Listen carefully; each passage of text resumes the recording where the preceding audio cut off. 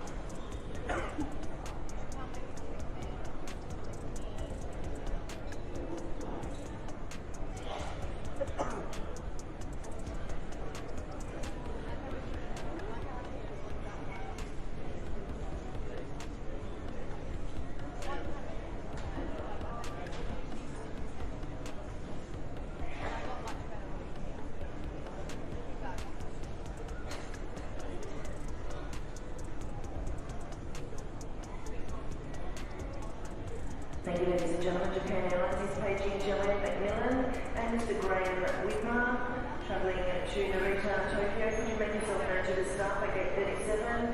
Ms. Joanne McMillan.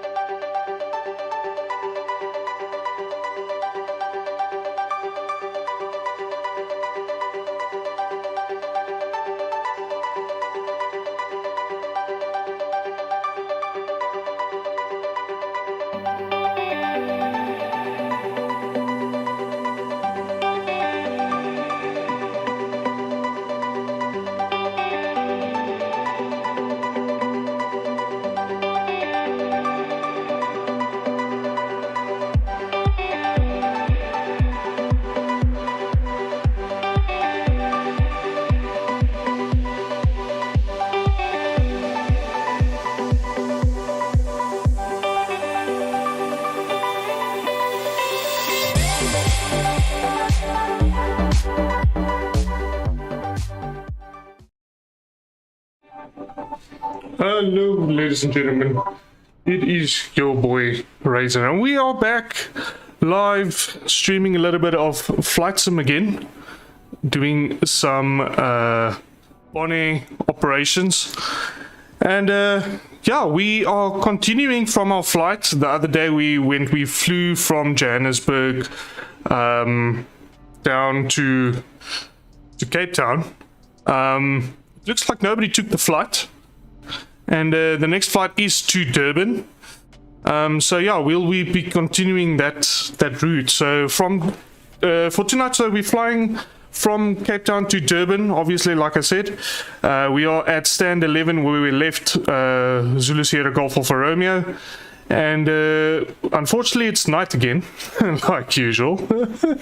But it is what it is. We've got some traffic coming in. But that is AI traffic. Oh, and we've got the Virgin Atlantic pushing back now. So if you guys want to see this on the United's also pushing back. Oh no, this is a disaster. This is a disaster. We're waiting for this to happen. Oh no, boys. Who's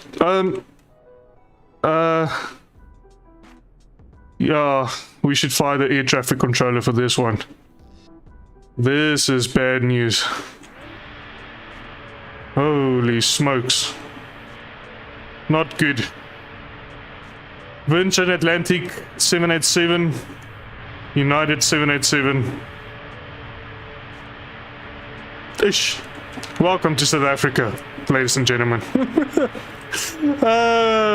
With that being said, I think let's start our preparation. So let's get the fuel truck and let's get things going.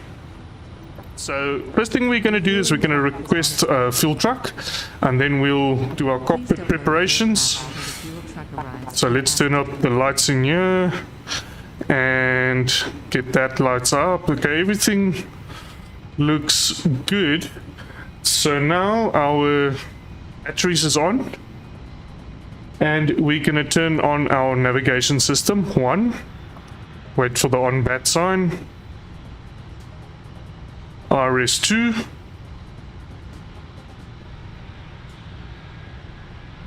And RS3.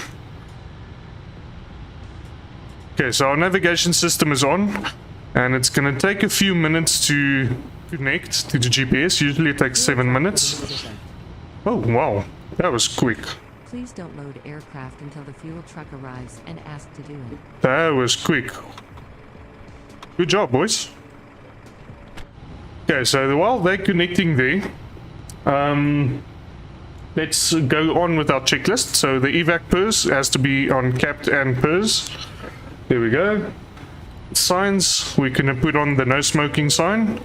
Usually on this is on old planes. New planes has got it as a no Wi-Fi sign. So just for interest, it should not be a no smoking. But yeah, this is an old plane, so it's no smoking. Then we're gonna put on the crew oxygen, which is gonna place oxygen into our plane. And then we put on the fuel pumps. We can turn these on while refueling, and I've heard that from in real life pilots. So we can turn the pumps on while they're refueling. And then Gen 1 and 2 should be on fault because we don't have any engines on. Cockpit and cabin heat. Let's turn it a little bit down. It's still summer, could be hot. And the temperatures tonight is 22 degrees. There is some light rain. Okay, so this lady wants me to put in the fuel, so let's do that quickly. So we go to mass and balance, and we load our aircraft. We're gonna do fast time this evening because we want to get off in there as soon as possible. So they're refueling the plane now. Oh,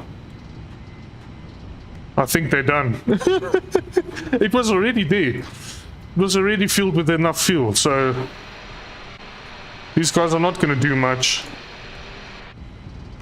Okay, so there you can see the GPS is going to connect in 6 minutes. And as soon as they're done loading the fuel, we can ask for our passengers to get on board.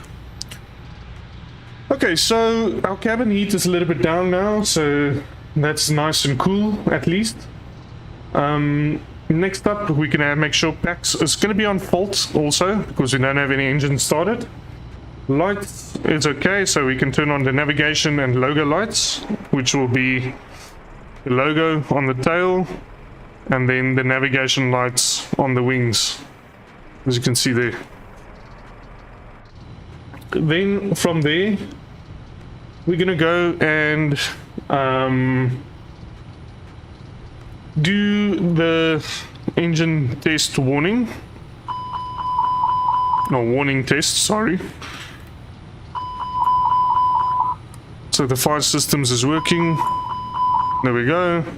And let's check if the oxygen is flowing. It is flowing, so we're good. We're good. Okay, now we can arm the emergency lights before our passengers get on board. And then we turn on the Icelandic light. So it turns on the little light on this thing. Oh, it's starting to rain, so let's just close this cockpit door.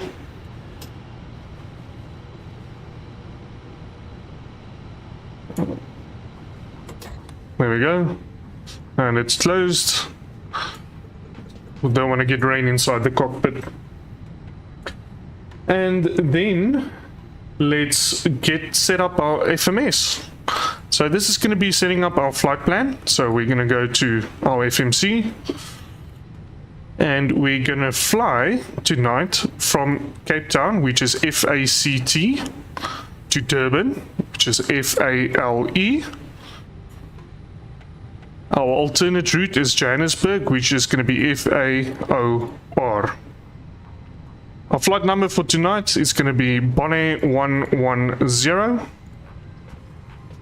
Okay, and according to our company SOP, we're flying cost index of 25. If you go have a look at our flight plan, if you guys want to go check it out, I've dropped a link to the PDF in the description, so you guys can go and check it out. But just, I'm also going to go through it. Our flight level for this evening is going to be at 350, which is 35,000 feet. There we go. And we're just going to let the GPS request the wind from the weather services. So we get weather data for the whole trip down to Durban.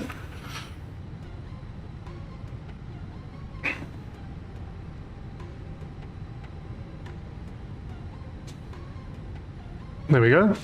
I'm going to ask the passengers to get on so long because I don't think Boarding requested. the fuel truck is working very good.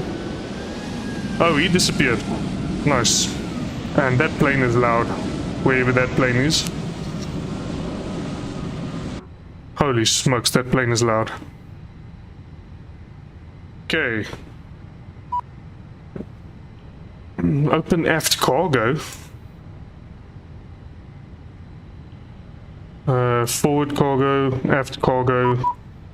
There we go. I don't know why it was closed. Okay, so our baggage is loading. Okay, so while they're loading the baggage and the passengers, let's continue over here. So, Board crew. no, we already got crew on board. Passengers boarding starting. So we'll start to see our passengers getting here.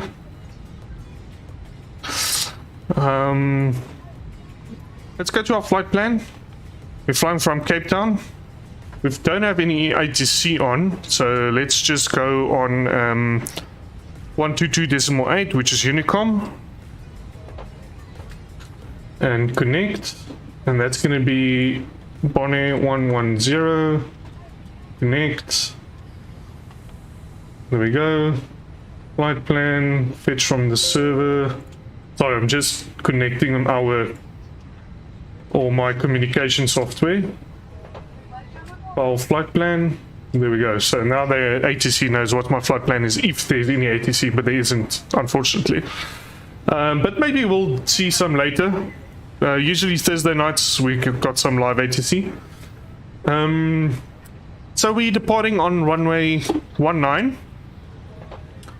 Okay, and according to our flight plan, we're going to take off on the Octet 1 Bravo departure, which is going to be that one. And if we have a look at our departure, it's going to be this one. The Octet 1 Bravo departure is we're going to go southbound, and then returning, and we're going straight to Octet.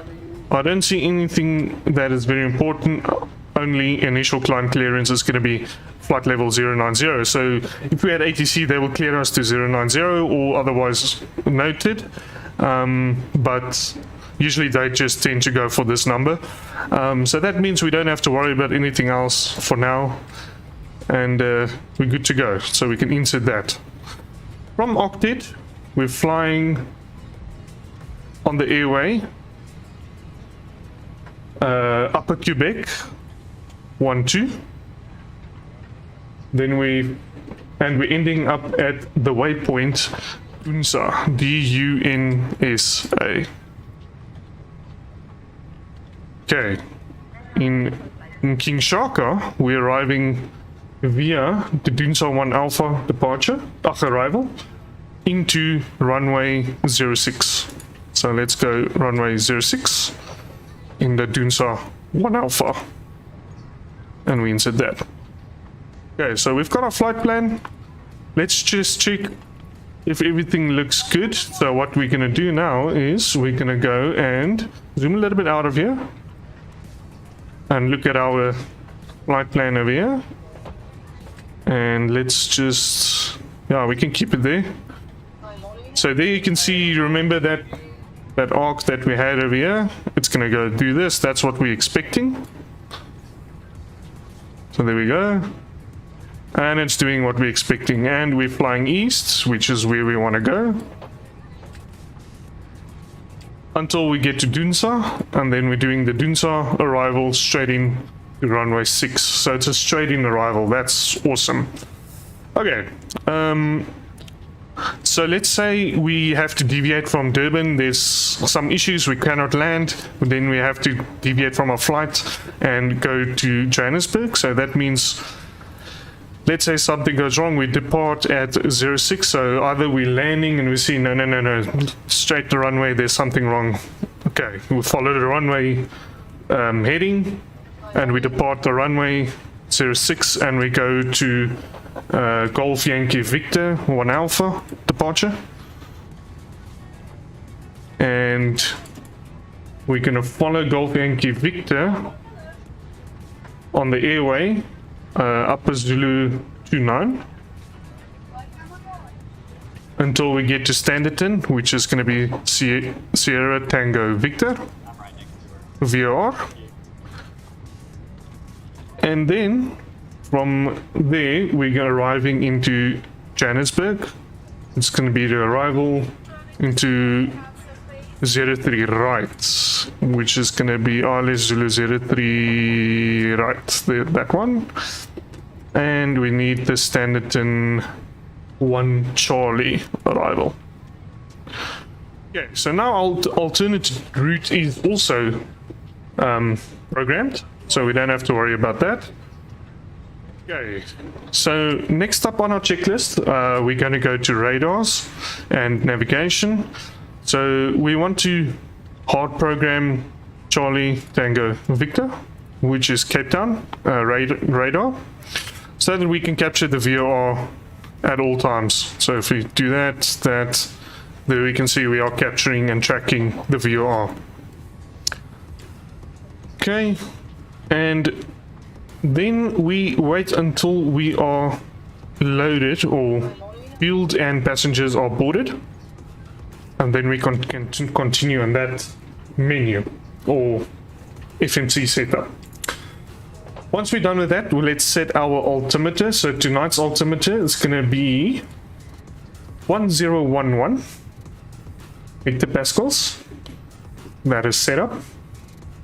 And then we're gonna look at our transponder. So the traffic controller is not online, so we're gonna be squawking 2000 until they give us a squawk code, which is your identification code when you're in the air.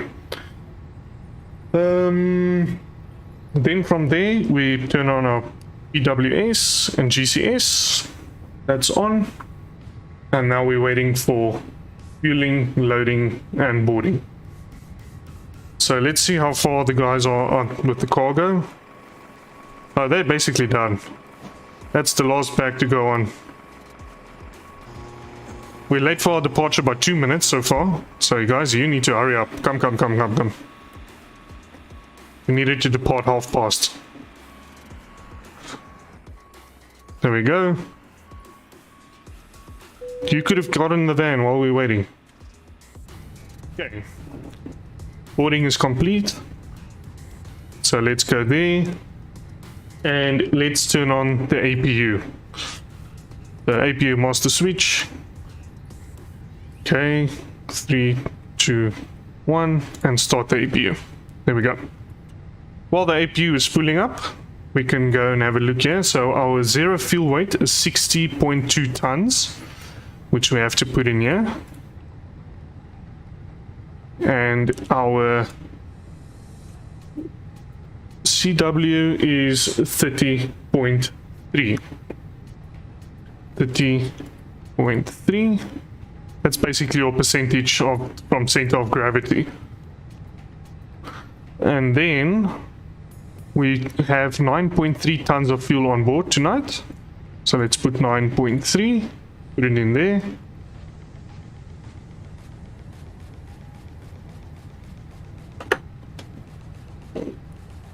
Oh no, I forgot to turn on the...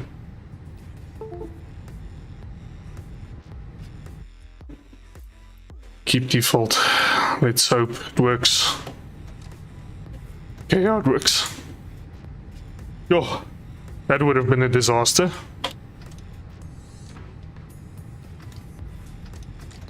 Okay.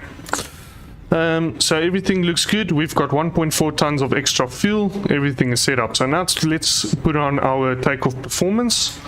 So let's calculate it. So let's go to our calculator. We're taking off runway 19. It is wet because it's raining. We want to take off flap setting 1. Tax off and sync our data. Sync the weather and calculate.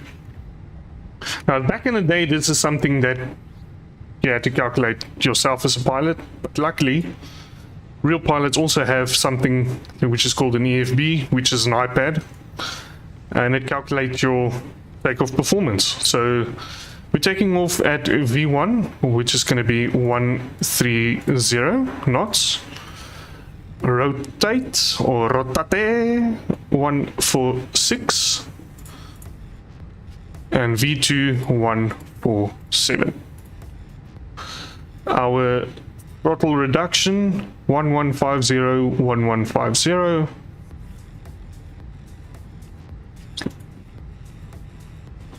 There we go. And our flap settings, we're going to be flaps 1, and we need to adjust our trim upwards by 0.1. So 1/up 0.1, and our flex temp is 60 degrees, and engine out 1150. Okay, so our performance is set up. With that being said, let's check if our APU started. Yes, it's available, and we can turn on the APU bleed. That means we can turn off external power as the engine here in the back is on. As you can see here, the exhaust heat coming out. Very cool that you can see it. Now that the external power is off, we can tune this to 9,000 feet. Remember, we said the initial climb's 9,000 feet. So there, we put it in there now. And we are ready for departure. So we are late by 6 minutes. Sorry, ladies and gentlemen, we are late. We had a little bit of delays. with fuel truck not fueling, but at least we're ready to go. So let's prepare for the pushback and departure.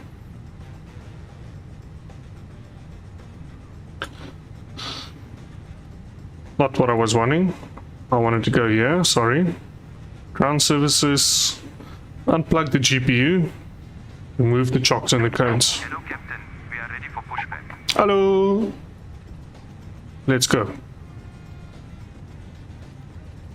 It's load shedding again. Your first passengers have arrived. Oh, sorry, I missed your message. I was looking and so focused on getting this plane going. Thank you so much. Yeah, welcome on board. Welcome on board. Let's close this door so the hijackers can't get in and lock it. There we go. So we're safe. So this guy is hooking up. I'm so sorry I missed your chat there, Spartan. Thank you for watching. I really do appreciate it.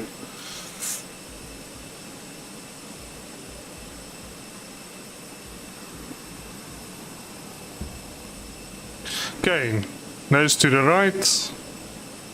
We're departing to the north. Locking gear.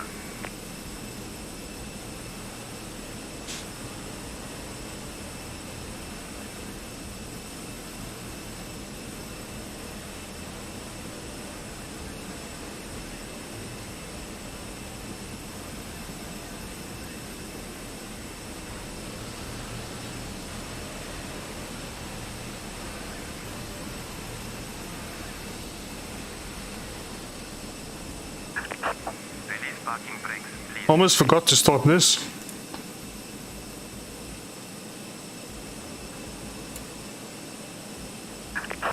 Release parking brakes, please. I want you guys to hear that actually. Release parking brakes, please. Yeah, I'm gonna reset now. Shush. Captain traffic, BON110 is going to push back and start at Alpha 11 facing north. Okay, so we don't have any in traffic close to us, so we can release our parking brake. Release parking brakes, please. Commencing push. All engines clear. Start at will. Okay, let's start engine 2. Turn on the beacon light. Engine 2 is starting. It's pulling up. Is prohibited by law. If you have any questions about our flight, please don't hesitate to ask a crew member. Thank you for your attention. On behalf of the captain and crew, welcome Starting to up. the flight. Please ensure that your seatbelt is fastened and your seat backs and trays are in their full upright position. Lastly, please turn off all electronic devices. Thank you and have a great flight. And it's holiday, so I can watch the whole flight. Ah, that's good. I hope you enjoy it. It's going to be very relaxing as soon as we're in the air. It's very tense in the start. And then once we're in the air, hopefully we get some traffic control. And you can hear how they speak and how the flight ops works. We can start up engine 1 now.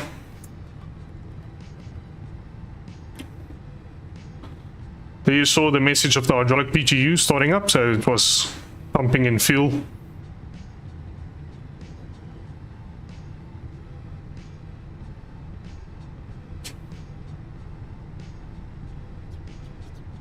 Please set parking brakes.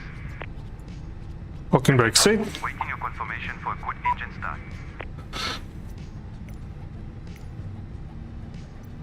Contact to ground. We have a good engine start. You can disconnect.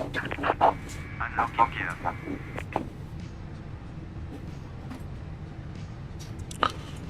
Okay. Engine 2 is started. So let's continue with our checklist. So we have to check that generation 1 and 2 is on. Gen 1, Gen 2, now lights perfect. Ignition mode selector back on normal. Our wing engine anti-ice is not required as we're both on plus 20, so there's no chance of ice here. Packs 1 and 2 must be on, which is on. Tow truck disconnected. Okay, flaps. We're departing with flaps 1. Okay, Left is clear. and remember we said trim's going to be up 0.1, so we just do that. And then we check our flight controls. So wing, turn to the right, neutral, left, neutral, up, neutral, down, neutral, rudder to the right, neutral, rudder to the left, neutral. Perfect. Let's just turn on the tiller so that we taxi easier. With that being said, so let's turn off our EPU as both our engines are on. We don't have to worry about it. And our FCP is set for the departure. We can now turn on the taxi lights. We can now set our brakes on max auto brake. Ground spoilers we arm. Safety belt signs on. It should have been on already. I forgot about that. And takeoff config no blue. So we're ready for taxi. So let's dim this cockpit and get going. Okay, let's see here. Cape Town traffic, BONair110 is taxiing to runway 19 via Alpha 1, crossing runway 16, Alpha 2 holding at 19. Okay, so now that we have that or everything going, so we can turn off our brakes and push in a little bit of fuel and get going. NOS engaged. There we go. Exactly like that. I need to find a way to get that chat easier seen. It's so small. That's why I'm missing the messages the whole time. But at least I see it. And here we go. Good evening, everyone. Could I please get everybody's attention here for the next few minutes to review some safety information? Fasten your seatbelt with the seatbelt sign lights up. Insert the metal fittings one into the other and tighten by pulling on the loose end of the strap. You can release your seatbelt by lifting up a portion of the buckle. We suggest that you keep your seatbelt fastened throughout the flight in case of any turbulence. You can find several emergency exits on this airplane. What the hell is this plane doing? In some cases, the nearest exit may be situated behind you. If we need to evacuate the aircraft, lower level lighting will guide you toward any of these exits. Doors will be opened by moving the handle in the direction of the arrow. Did the meat on too? Doors are equipped with an inflatable slide which can be detached and used as a life raft. Yes, it did. Oxygen and air pressure are monitored throughout the duration of the flight. If decompression occurs at any time, Last minute. will fall from the ceiling in front of all of you. Okay, but this is not real world traffic, so I'm not gonna worry too much about it. But we're gonna taxi through them now, unfortunately. Even if the bag doesn't seem to be inflating, oxygen is actually flowing to the mask. If you're traveling with a child, What we can do is, let's do this. secure your own mask first.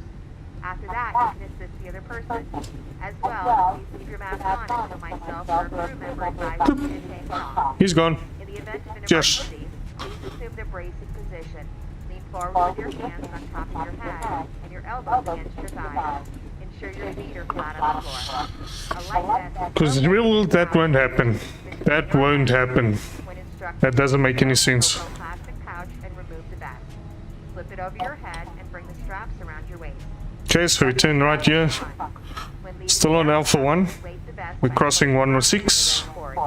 If you need to refill the vest, lower the Turn on our strobes that we're crossing. Use the whistle and light to attract attention.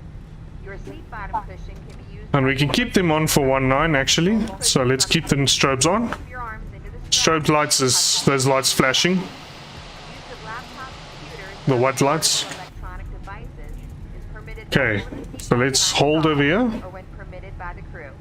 Mobile phones must always remain off. Please remember that this is a Okay. non-smoking flight. Damage to smoke detectors Now- and laboratories is prohibited by law. Let's have a look Find any at our information I've covered this evening pre in a card departure takeoff. So we're gonna turn on the light, takeoff lights, landing lights on, runway lights on. Strobes are already on. Turn our transponder on for ATC to identify us. There we go. And that is it. we are ready to go. So with that being said, let's get going. Cape Town, Bonair 111, some apologies, Bonair 110 is taking off runway 19 via the Octet 1 Bravo departure. Okay, so let's get going again.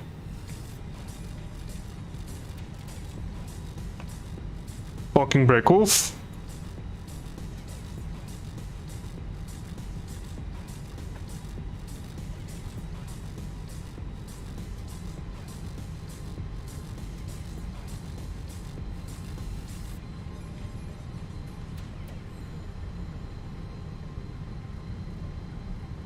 Let's get throttle stable on 40. There we are. And we are on the runway almost. And there we go.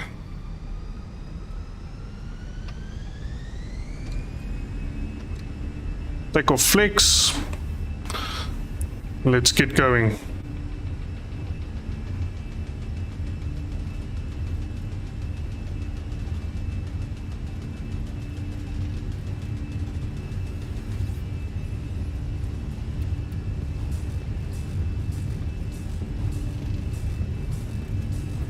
V1.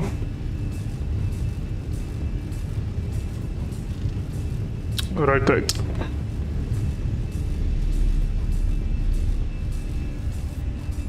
Positive rate of climb, gear up.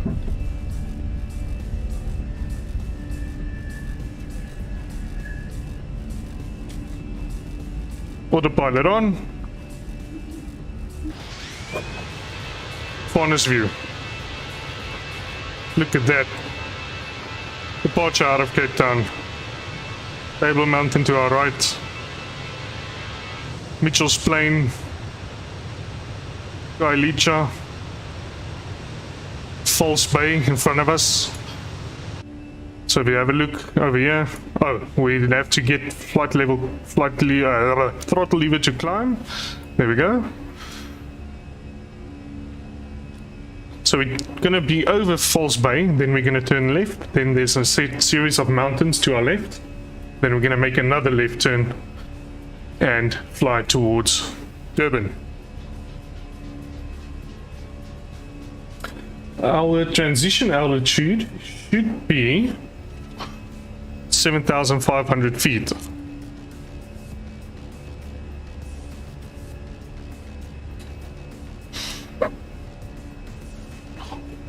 Weather's really bad in Cape Town, really bad. Can't even see Cape Point. Table Mountain we could barely see. We see the silhouette there. There's the silhouette. Really bad weather. Okay, we're making our left turn. We can go flap 0.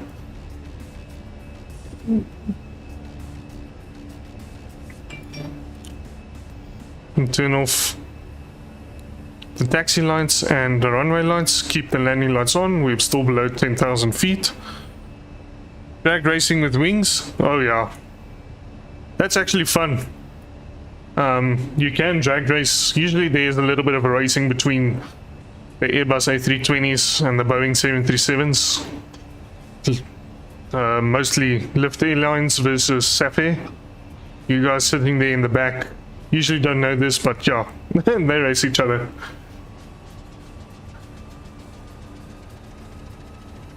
All over the world.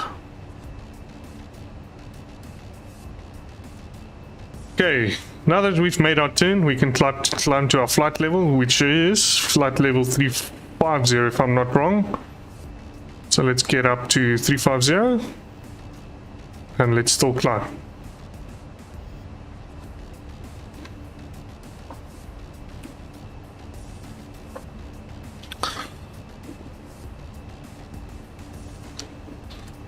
Just gonna focus a little bit more still on the plane until we're above 10,000 feet. Raining over here, over, I think this is Somerset West. Yeah, this is Somerset West. And Stellenbosch should be somewhere over there. So it should be raining in Stellies currently. I haven't checked the map of rain, but yeah, that's what we're seeing over here. Weather is really, really bad. Okay, so there's our transition altitude, so we can go to standard pressure.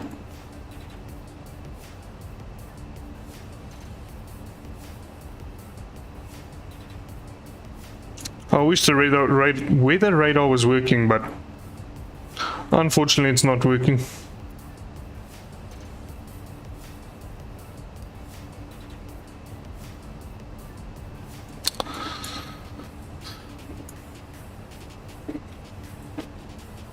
Flight Sim has not released the API for third-party developers yet, so...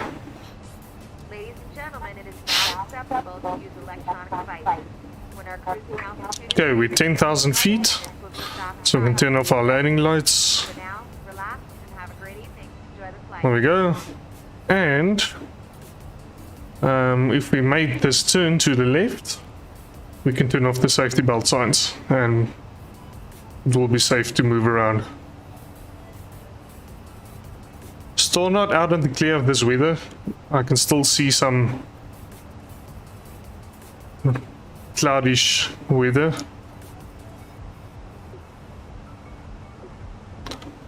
Interesting that there isn't any turbulence actually. There should be. There we go, we made the turn. Turn off the safety belt. Now we can kick back, relax. We don't have anything else to worry about. We're good to go. BonairVA is airborne, ladies and gentlemen.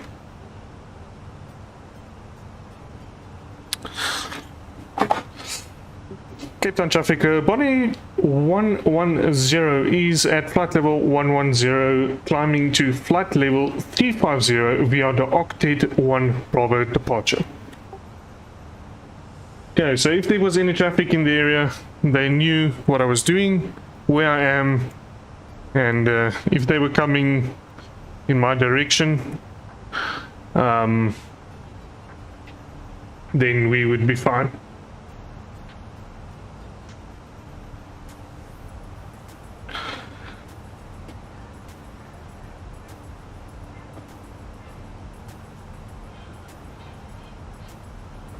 So now, what we can do is we can have a look where we are.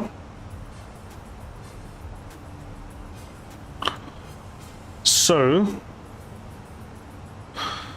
Caledon is supposed to be coming up, and then we're going to make it in the left-hand turn. To our right is going to be Hermanus. So, if we go to our wing view, maybe we should turn off the cabin lights, then we can see a little bit more, right? Cabin, turn off the lights. Oh, much better.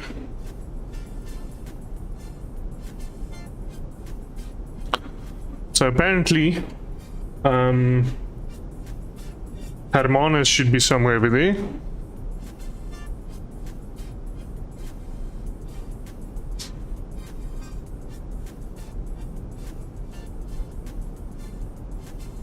At Hermanus, we're gonna... Oh, sorry, Caledon, we're gonna make a left-hand turn. And then make another left-hand turn just before Swellendam. And then flying basically straight all the way until we reach Harding, or we'll see Port Shepstone to our right. Then we're going to make a slight left-hand turn. Scottsburg, we make another left-hand turn, and then we follow in and descend at Umkomaas down into Durban.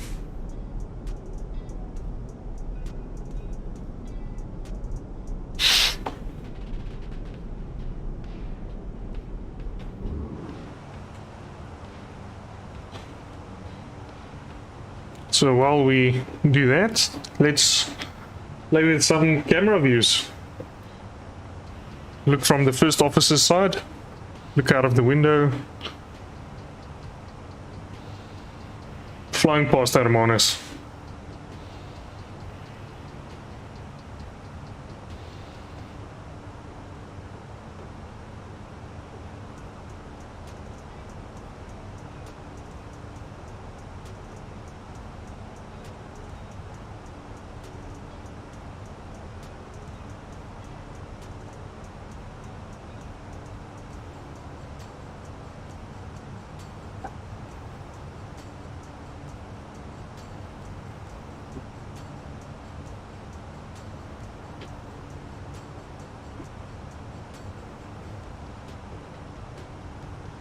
Let me know if the map is actually very nice for you guys. I've placed it there so that you guys can actually see where we are, because it's in the dark, you can't see much.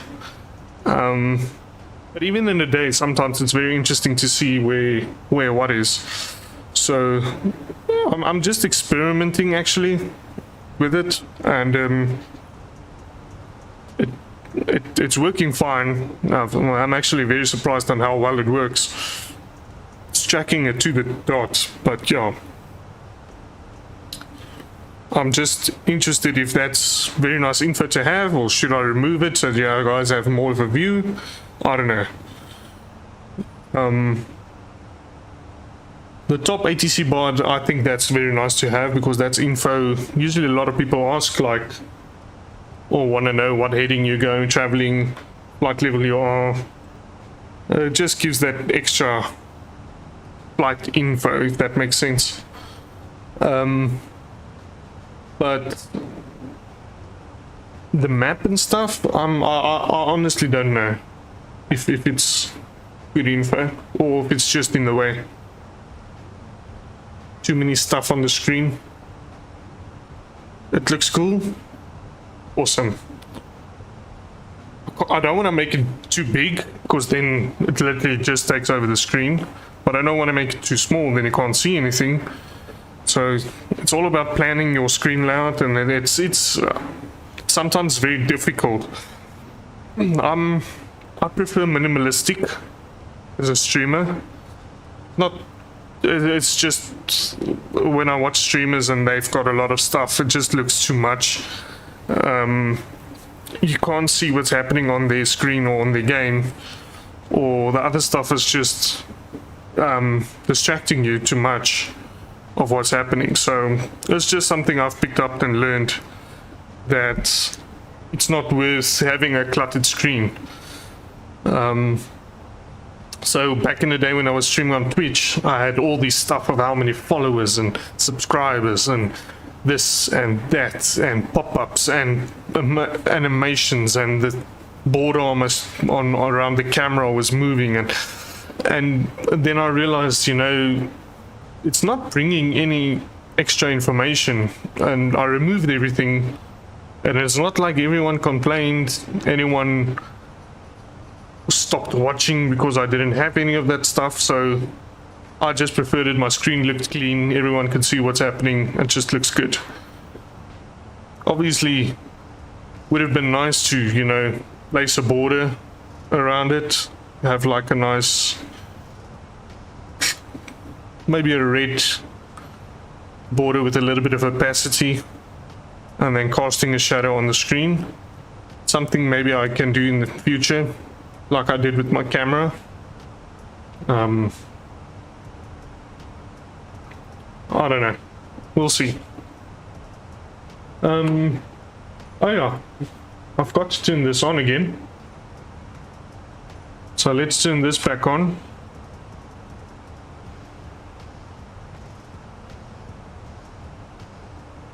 Which is our traffic.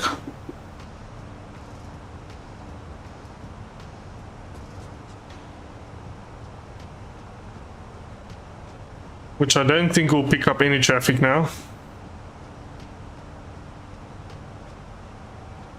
We'll never know. I'll keep it on this screen to have a look at it.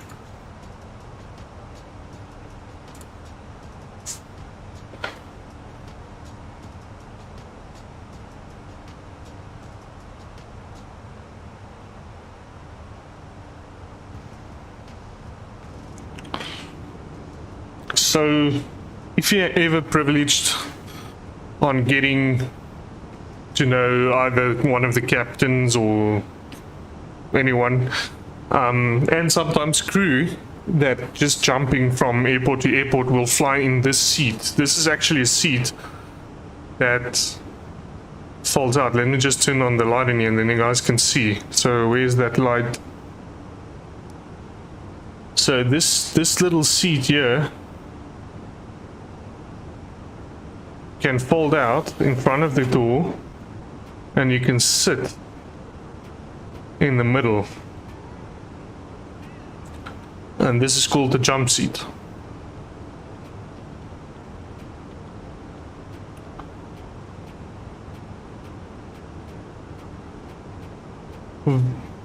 Never been privileged enough to fly there, but maybe one day.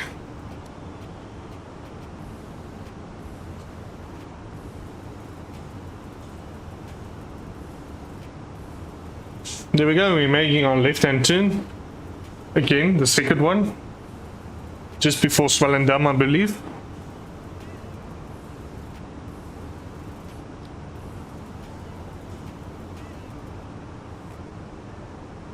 Yeah, that's it. Next up, major place that we were going to see. To our right, it's going to be Mossel Bay. To the left, the Swellendam. So we'll see that.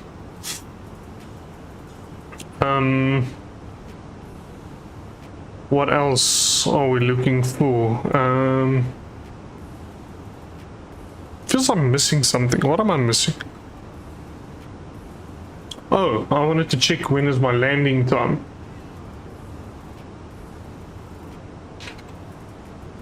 So we are gonna descend down to into Durban in exactly 1 hour and 10 minutes. And to give our arrival time, we're arriving 20:28 Zulu, so that's 21:22, so that's 10 o'clock. We're arriving in Durban, which this is actually a very quick flight to think about it.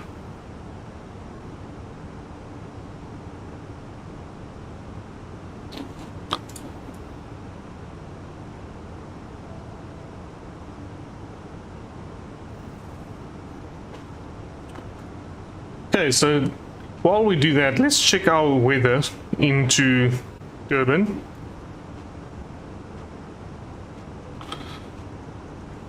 So runway 6 is definitely active, but it's very low winds. So we're gonna have to have an eye on that. So what we do is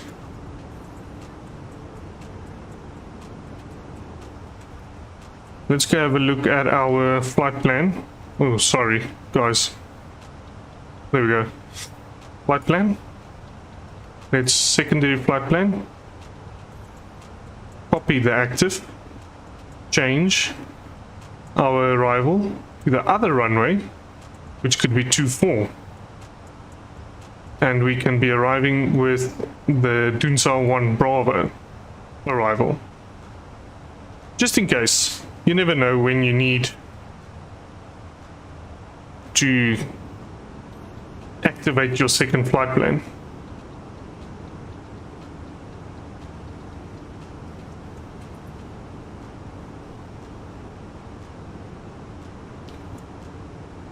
Or land at a different runway. Then it's just easy. You just click on your secondary or second flight plan, click, change the runway, everything. Enjoyed the tailwind, Captain? Oh, thank you so much, Mr. Stefan. How was your flight today, brother? We've got a very bad crosswind, actually. 46 nautical mile crosswind.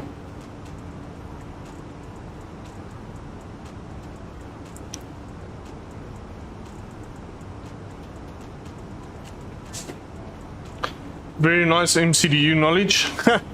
Only one guy that taught me that. I wonder who that was.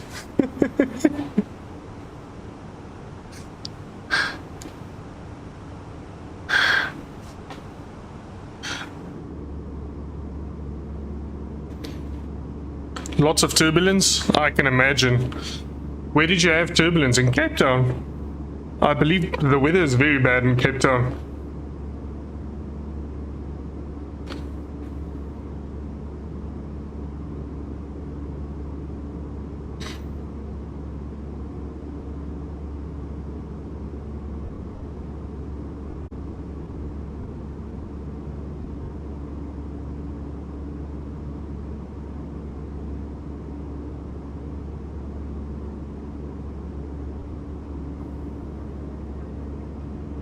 For those who are watching, go check out Stefan's YouTube channel. He's got some very cool footage, you know, flying real world A320 in South Africa. approaches, departures. Really cool footage. Go check it out, give it a like, subscribe. Got some awesome content there from Sutherland all the way to Bloemfontein. Oh my gosh, that's bad.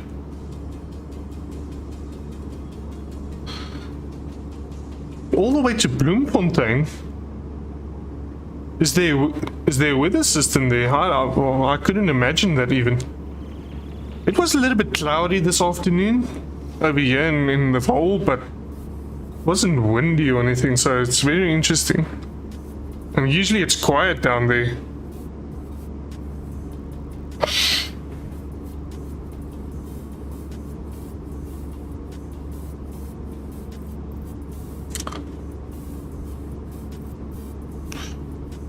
This new VATSIM, I don't like that you can't choose your servers, because it is really bad that if you lose connection, it just tries another server, and then if it fails, then disconnects you and reconnects you, and it makes that horrible beep noise, and then you get a fright of your life. By the way, Mr. Faunas, we didn't have the chance to speak. Are you flying S&D this afternoon?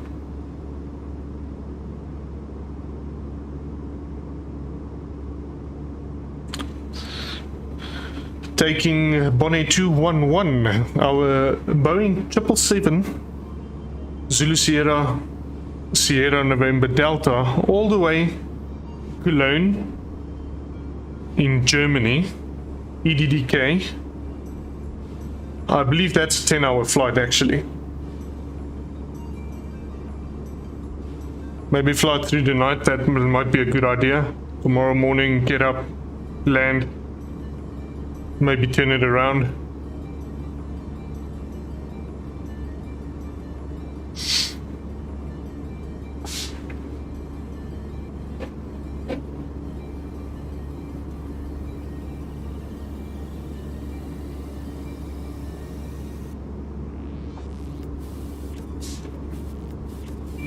Oh, and Faunas, I just want to catch up with you on SimBrief. For some reason, I'm getting this remark the whole time. Payload cargo limited by maximum takeoff weight. And I assumed I've correctly set up it with Fly the World, but now my zero fuel weight is limited to 61 tons. And Fly the World loads the plane to, well, I think much higher, if I'm not mistaken. So if we can later go through your SimBrief settings for the 320s, that'd be awesome, because I don't know why mine's limited. For some reason it is. I think it's the maximum takeoff weight limiting the zero fuel weight, actually. Ladies and gentlemen, at this time the flight attendants are making their way throughout the cabin with the drink cart. You may also unfasten your seatbelt and walk around. Relax and enjoy the rest of the flight.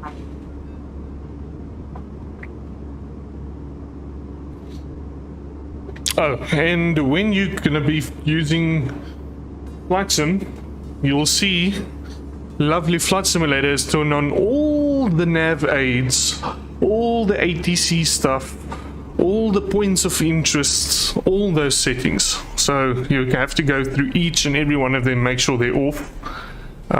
Just giving you a heads up, because I had a nightmare loading in and just saw taxi ribbons and what is, you know, like all the aids you can get like a first-time flight simmer. So, and including with that, it ends your flight automatically, and the big thing is the turbulence is now in that settings and it's default low. So just go check it out and set it up on realistic. I think it's low, medium, high, and realistic is the settings. So I've just placed mine on realistic. Not that I've seen or felt any turbulence yet in the sim, so I'm quite surprised, but just go have a look there before you do a flight again. The graphics settings stayed, which is nice, but that's about it. Everything else resetted. Even AI traffic is back on.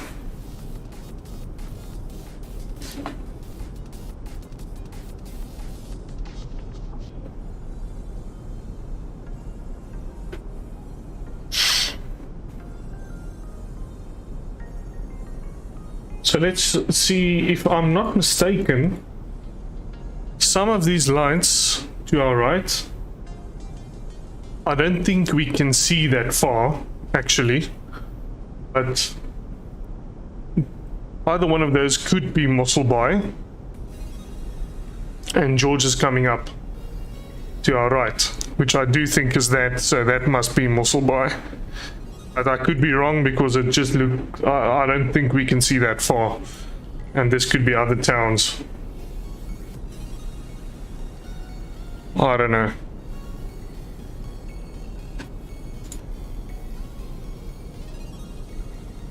I see chat is not updating on my side. Now that I'm checking the other chat. Sorry, Faunus, I feel like an ass.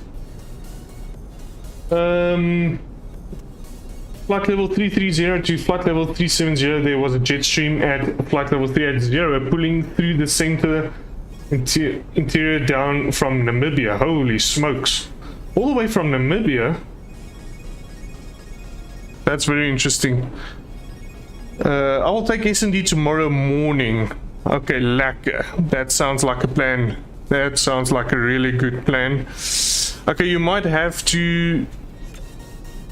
twisted my rubber arm to depart tonight. Ah, that's what I want to hear. That's good. That is good. Then you can go, take off, have a lekker dors. Tomorrow morning you wake up, land, turn around, fly again. 2 flights, my friend. Fly here, boys. We fly here. Yeah, we'll fix your SimBrief settings. It's quick. Okay, cool. Thanks, Faunus. An MSFS 2020. Yeah. It's a freaking nightmare. Maybe I'm the only one that has experienced it, but for me it was... Starting the sim up back again after the update was just a really bad experience. They say they worked on the load up time. I don't believe them, actually. I do think they are talking a bunch of smack there. The only thing that I do believe is I've definitely gained FPS, especially they talked about in the update logs working on with third-party planes, which includes obviously your Phoenix and your PMDG. So yeah, I can definitely feel the FPS increase on this update. But oh, and apparently they worked on some of the GPS stuff, nav aids and all that stuff. So if I see it, I don't know. They worked on their turbulence model. I don't feel it. I can't see it. I don't know if there is any turbulence where I am, but I should have had turbulence departing out of Cape Town through the weather, because I departed through the weather. I don't have a weather radar, and I know for a fact I was departing through weather, so for me it was weird. And it felt like way lower than usually you would feel before the update.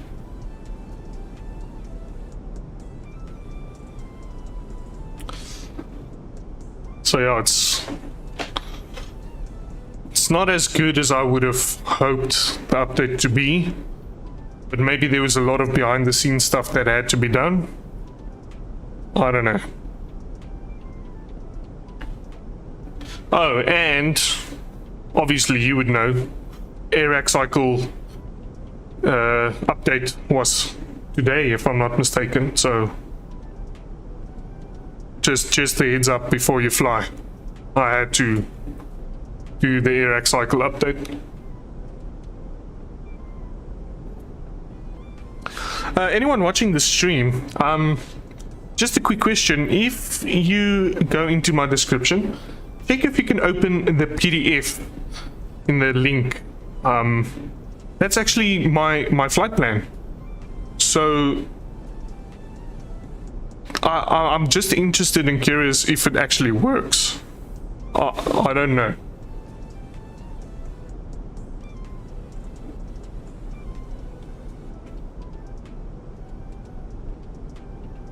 I haven't, you know, like, if I click it myself, it opens up, but it opens up via SimBrief, and some of the viewers might not have SimBrief, so it could be that it's not letting you view it. So it would be interesting if everyone can view it, and I would like to know that.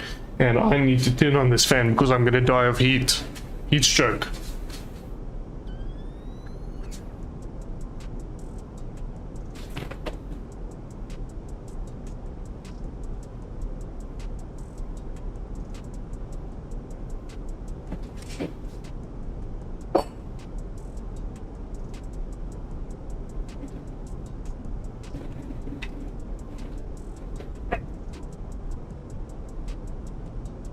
Okay, now, so the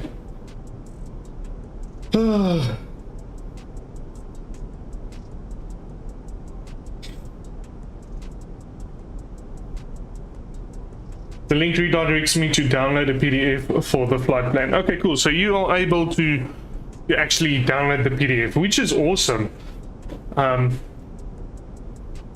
That's a full PDF of the whole flight plan. It is very intimidating the first time viewing it.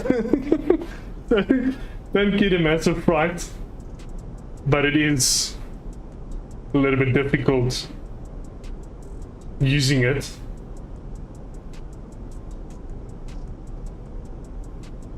I'm watching this the map, see if BON110 is spawning in Johannesburg at gate Echo 3, my guess.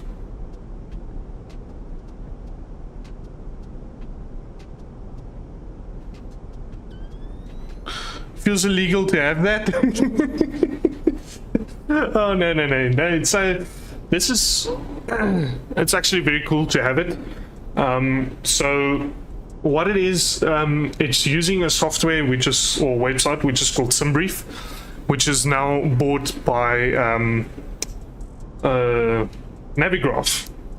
And what it is in essence is it uses software and an AI that writes out a nav or a flight plan according to the plane that you're using or the route that you're taking and all that type of stuff. And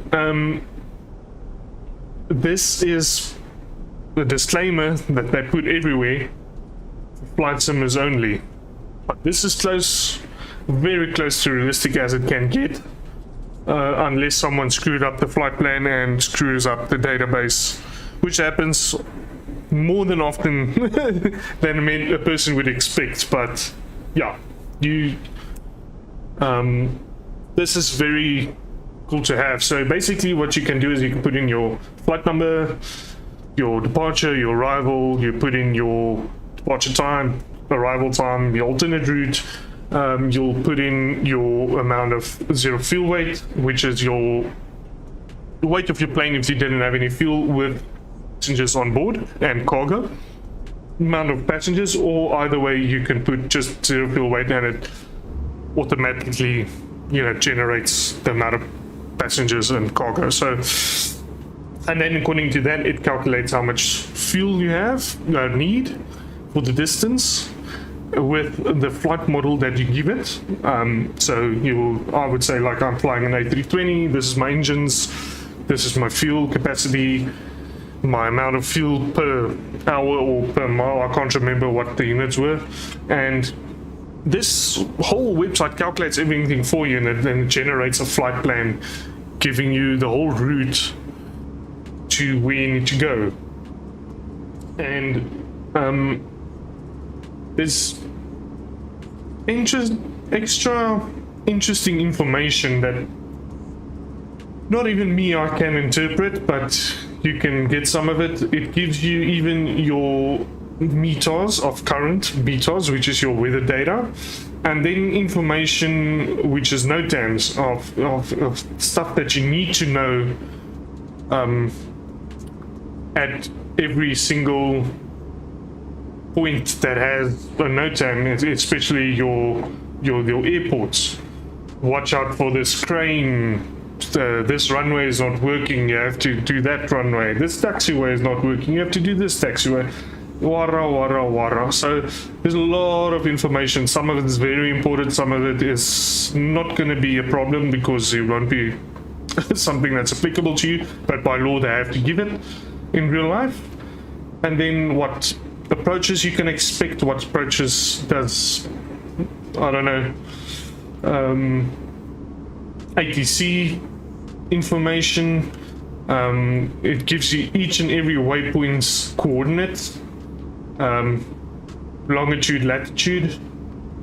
So there's a bunch of information in this. It's just pages and pages of info. It even gives you your weather data on the weather maps. So if you want to go check out the wind, you can see there when Stefan was talking about a tailwind, you can see the arrows pointing in a direction that I'm flying. So I've got a very high tailwind according to this map in the direction of Durban. Oh no, sorry, crosswind. A massive crosswind. Oh, I'm sorry, I was looking at the arrow the wrong way. Now I notice what I'm looking at. So I've got a massive crosswind, and if we go and have a look, which we do, we've got a 58 knot crosswind. So yeah, it's interesting to have. So this crosswind is pushing us off our track. So now you can see as we're flying in the direction of this route, but we're flying heading about 6 degrees to the left. We can actually check it by just clicking there. Oh no. Just to give you an idea, so this is what they call crabbing. You're flying, you're not flying straight. You're crabbing to the side because the wind is blowing you sideways. And that you can see when you look at that. We're somewhere over there, and we've got a crosswind blowing in this direction. So these arrows are showing me which way the wind is blowing. And then as we're flying, the wind is turning and it's starting to become again a crosswind all the way. But as we go down, low altitude, still a crosswind, so unfortunately we won't have a tailwind. And then there's our altitude, flight plane, climb, top of cruise, top of descent, all that type of stuff, and our wind information at those altitudes. So this thing is very important for every pilot, but usually this page is the most important for me. That's what I look at when I type in my flight plan. When I plan my weight, there's just my estimated load, zero fuel weight, takeoff weight, cost index, departure time, going off the blocks, airborne at 10:02, landing at 30 minutes past 8, Zulu, obviously, so that's going to be 30 minutes past 22, which is an hour from now, and beyond the blocks 15 minutes later, meaning at the gate. And then here's our alternate route. So if something goes wrong in Durban, we're going to depart from 06 and follow that flight plan and arrive in Johannesburg 03 right, and it gives us our distance, the flight level that we can expect from ATC, and how long that will take, and we need 2.5 tons just to do that flight. Then down below here we can look at our fuel information. So this, for some reason, I don't see my block fuel. So luckily for me, SimBrief does actually calculate it, but for some reason my flight plan is blank. I don't know why. But there's my chip fuel. There is my alternate route fuel. There's reserves. And there's the planned takeoff fuel, 9.1. So usually I do think you sum these two. And then you get your block fuel. But yeah, I'll just have to check that. And that's about it. That's very important for me when I'm flying. The rest of the stuff, you can scan through it. So destination, here's King Shaka, Durban, King Shaka International. There's the weather data. So QNH when we departed was 1018. Wind was 0 to 0 at 5 knots, which is not that anymore. And our destination alternate, there's the QNH, there's the temperature. The wind was variable at 3 knots, so it's very low. And when we were in Cape Town, we had 180 at 10 knots, and the QNH was 1011. And remember, we coded that.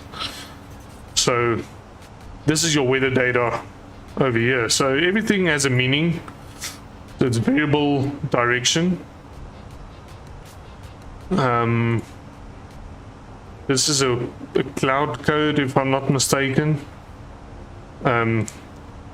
Few scattered clouds, I think, and then no significant change. That's all I know. The rest of the stuff I still have to learn. Honestly, don't know everything of this, but yeah. So yeah, and this, like I said, this is all the waypoints, all the info.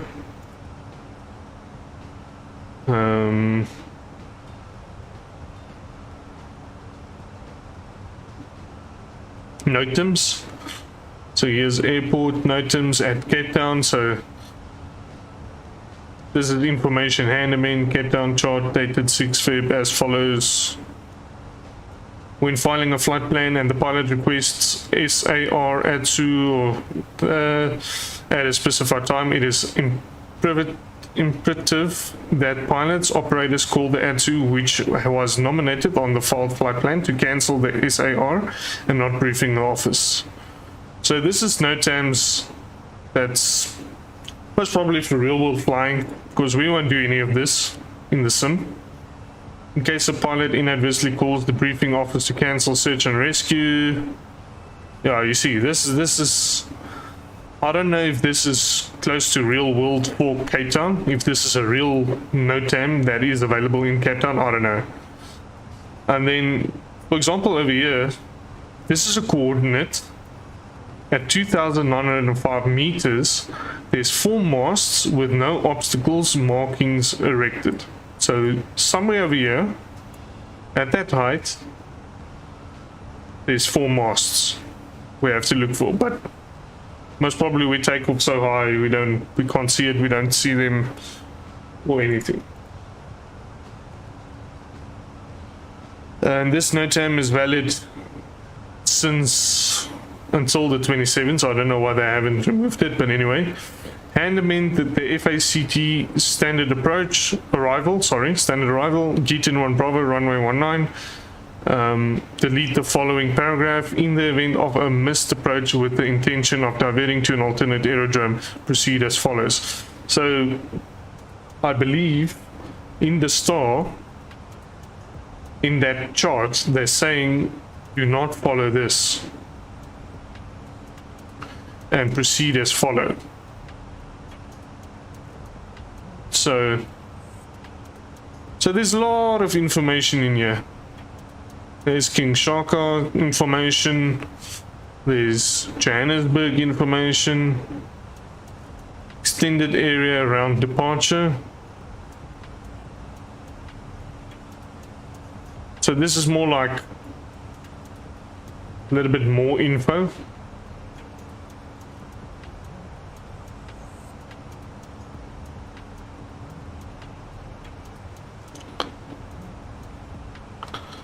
Our flight permits are for all operators who are required to fly across the... Okay. And then it's our route and wind and everything. So yeah, it's quite interesting. I do think this is what Stefan was talking about. This whole wind pressure thing pushing from Namibia, causing the turbulence that he experienced.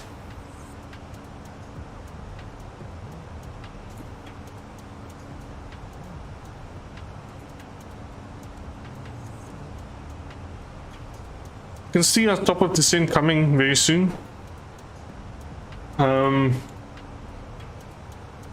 So let's see where we are. So we should be able to see PE on our right hand side. Oops.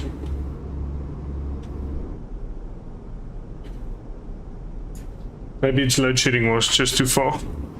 I don't know. I think it's just too far. Oh, it's over. No, that's not. That's not PE. I think it's just too far.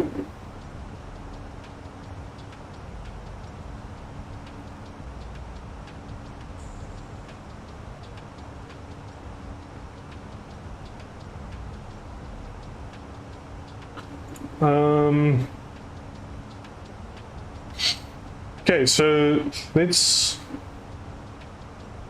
refresh. Okay, so the arrival still seems to be runway 6. The meter hasn't changed much. The weather looks very good in Durban. So tomorrow is going to be a very nice day for the Durbanites. So don't have to stress about anything over there.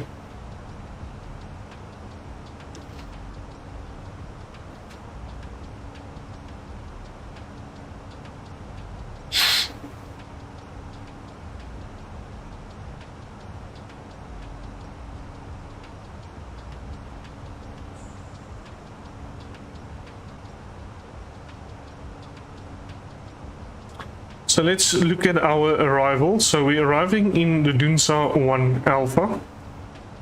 We have a look over here, which is going to bring in a straight approach into runway 16. So there's no turning, nothing. We're just going to come in and land. So nothing to worry about.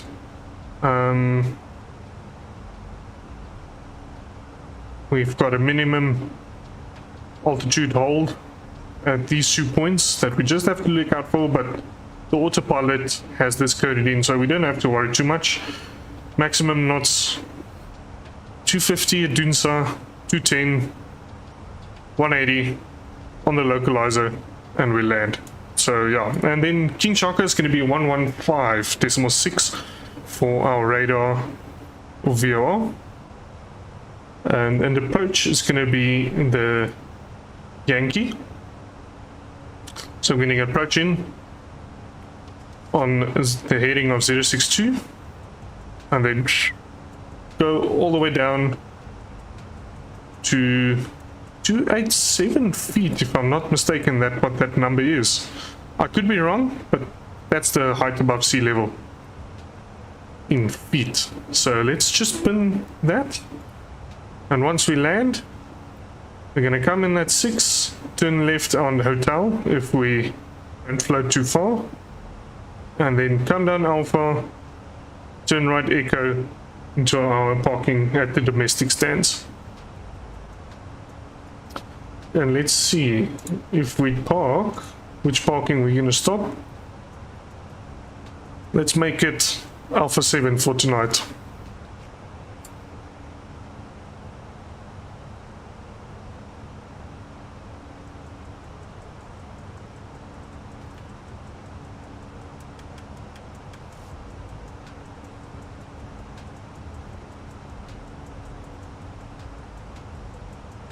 And I can't remember, 3,000 feet was our final altitude.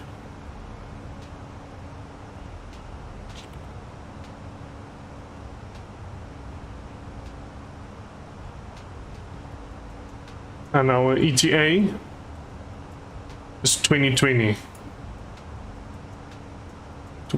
Is it 2020 or 28? 28.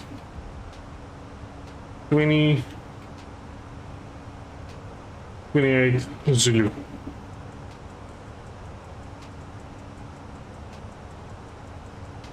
And we're landing hotel. Taxiing hotel. Just making some notes here on the side because it's much easier if you've got your notes. Taxiing hotel. Alpha. Right on Echo to Alpha 7. Okay, so I've got my notes written down so that we don't have to worry about forgetting them.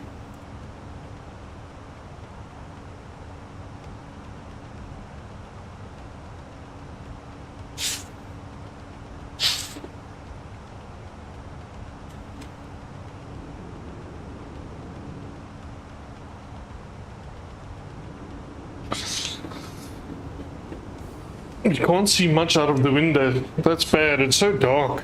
Ish.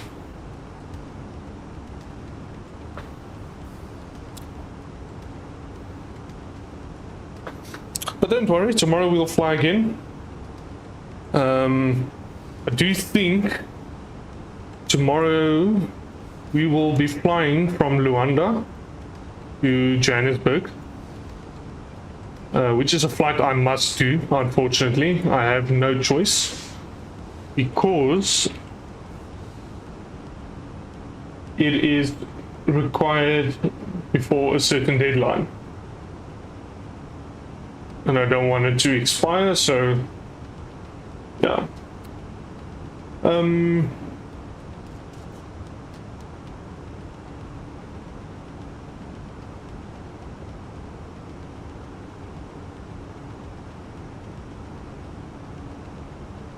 I see a little bit of turbulence now. The plane wobbling around.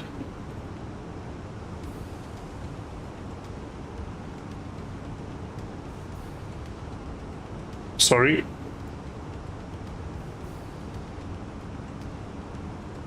And now it's going to open on that screen. Is it? Okay.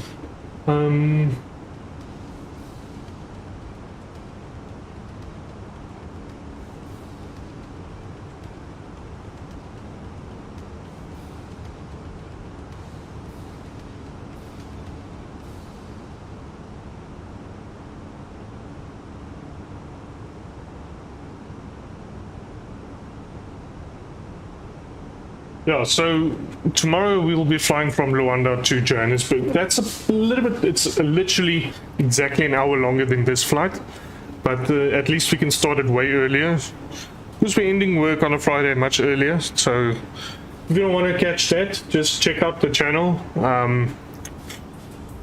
Maybe it would be 5 o'clock, 6 o'clock at the latest.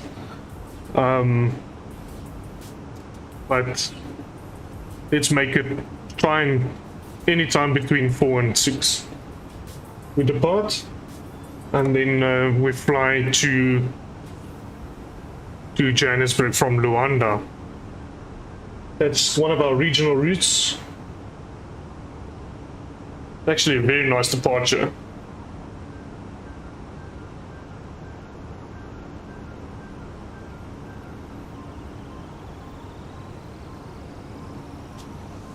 Not that it... Okay, I have to word that much better, but anyways, I think you'll get what I mean when you see it. Nicely detailed.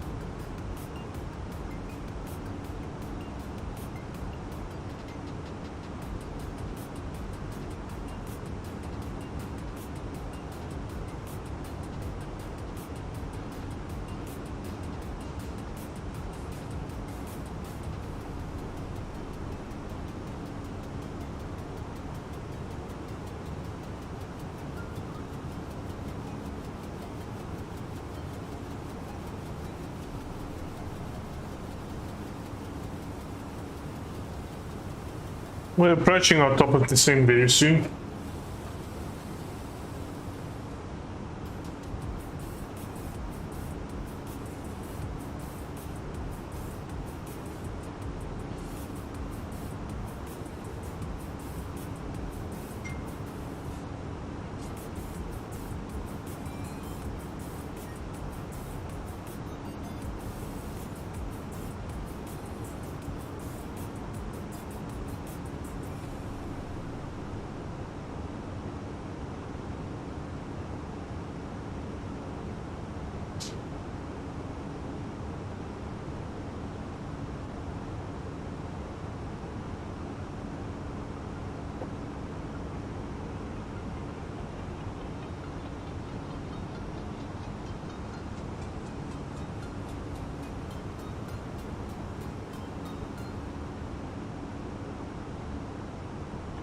So, let's go have a look here.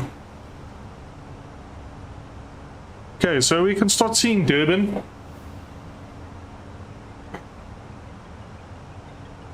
We've got still a very violent crosswind of 69 knots. And our top of descent is about, what's that, 200 nautical miles? Give or take. So very close to descending. If we want to see exactly where it is. Oh, thought it's going to give us a distance. Okay, it's not giving a distance, but okay.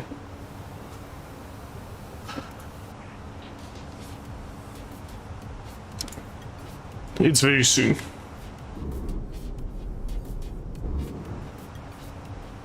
To be exact in time, it should be in the next 24 minutes.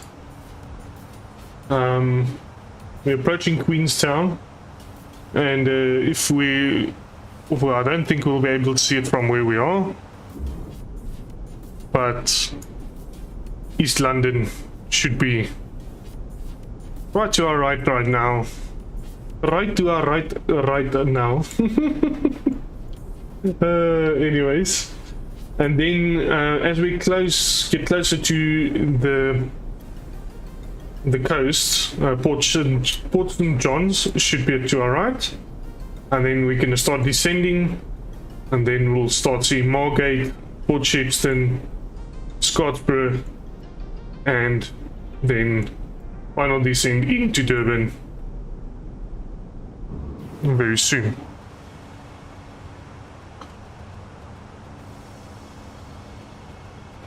Oh, it's still armed. I only noticed it now.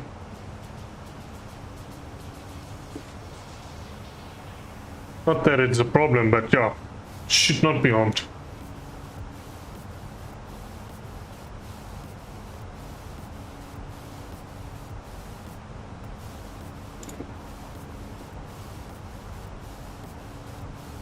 No.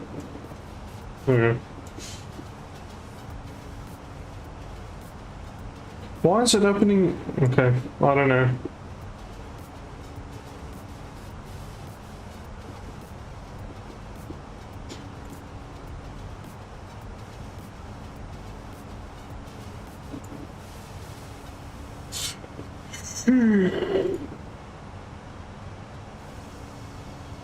Okay, so top of descent is about 160 nautical miles away.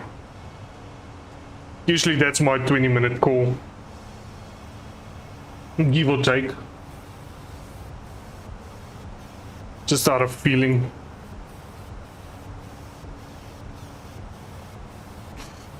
The wind is starting to turn into a tailwind actually. Still a crosswind, but now it's favoring my speed.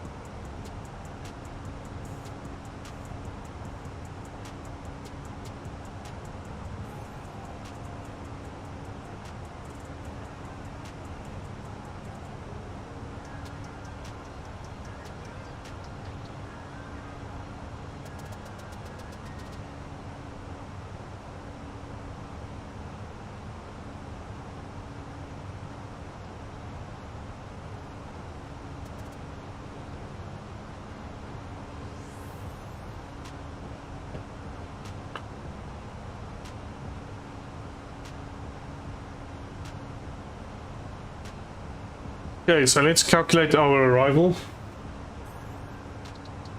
Landing. We're landing at runway 06. I believe it's dry. That's our METAR. Our landing weight. 60.2 plus 5.1, 65.3. 65.3. We want to make sure we make hotel, so if we float a little bit and we don't touch down over there, we touch down over there, which is usually the case, then if I take that up to an hotel, sit somewhere over there, we'll make it, and just turn on the reverses as well. I usually overshoot the piano strips a little bit. Just a little smidge. Not always, just a little bit.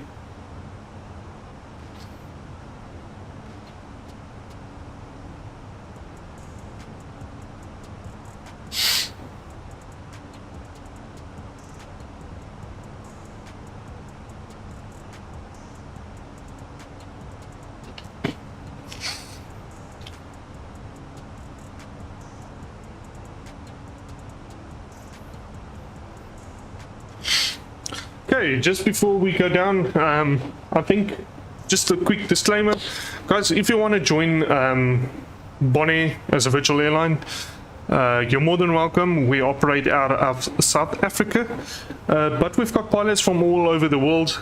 To be exact, we've got a few in Hong Kong, in Dubai, and then all over South Africa. I think, if I'm not mistaken, one of the guys are also in somewhere in Oman, or I don't even know, but they're somewhere there in the desert, and Australia. So yeah, you don't have to be South African if you want to join. Please don't feel like it.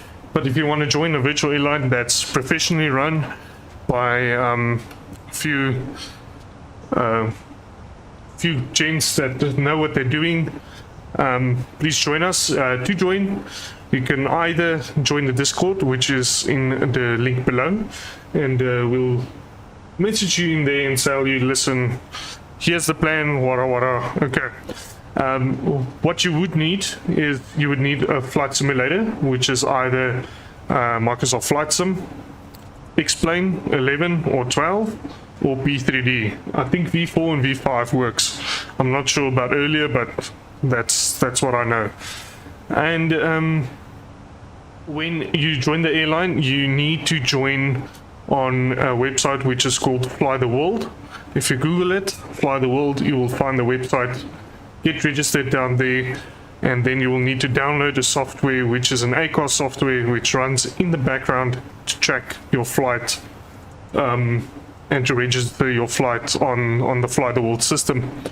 So yeah, so if you want to join and you want to fly with us, you can do that and join the virtual airline in that way, as we're based on a simulated economy on Fly the World in competition with other virtual airlines in this virtual economy. We do accept pilots that either don't know much about flying but can get from point A to point B. We've got quite a few real-world pilots in the airline. To be exact, we've got 320 pilots, 777 pilots. We've got ATC in South Africa. We've got ATC, I think, in Dubai, that is in the airline and flying for us. So there's a lot of information available when you join the airline and you want to learn about flying and get more detail and, you know, educate yourself with more aviation knowledge. When I joined the airline, I knew the basics of flying. I mean, bare basics. And I've been now more than a year, and it's was a learning curve, but I know so much more, and it's all thanks to Bonair as a virtual airline, getting me into this hobby getting me to a point where I'm comfortable flying on VATSIM, which is a it's a virtual world with real people as air traffic controllers. And now I'm able to stream it as well and share it with everyone else who wants to learn to fly. You know, come join us. We want to expand. We want more guys to join, and we're a fun bunch. We're actually more than friends than a group of just random people. So you're always welcome to join us. So yeah, if you want to join, like I said, you can either join the Discord or you can send me a direct message and I'll respond to you. You can also go and have a look on Facebook, Bonair Virtual Airline, and Instagram, Bonair @BonairVA is our Instagram tag or handle. Follow us, give us a like, send us a DM if you want to join, and we take the process from there. If you have any of those platforms, that's the way you can contact us. And yeah, there's a lot of developments in this airline. We're still trying to improve. We're trying to get better and get more destinations, get more stuff for everyone in the airline. So it's not just flying from point A to point B. There's more stuff to it in this virtual airline. So our aim is to be the best in Southern Africa, and we are focused and we are determined, and we're going to do it. So yeah, like I said, feel free to join us, and yeah, it's your next step in the virtual world. Okay, now the advertising is over. Let's look at our flight. So we're going to soon be flying in to our top of descent, almost 80 nautical miles from DOD. And funny enough, we still haven't had any ATC.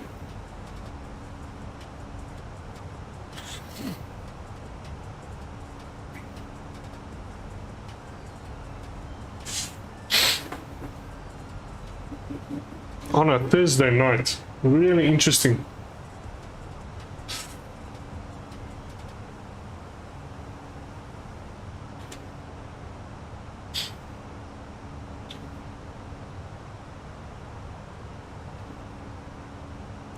So when we make this left-hander, Port Shepstone should be over there on the map, and I do think we're going to be close enough to start seeing lights again. So very soon we'll be able to see the coast. There's a little town over there.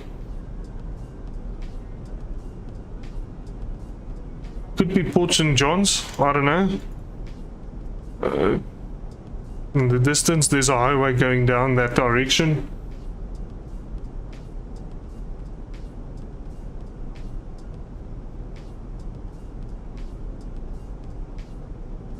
Or it could be this Tata town, I don't know.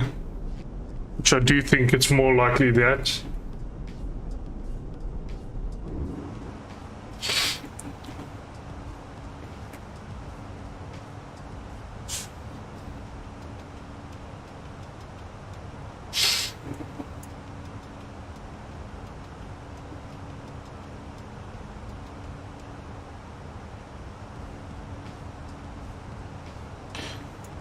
And we haven't seen any AI planes flying. Apparently there's a plane following us, if I'm not mistaken. Safi 171, which is a Boeing 738. Zulu Sierra Foxtrot Golf Bravo. Flying the exact same route as we are doing. Oh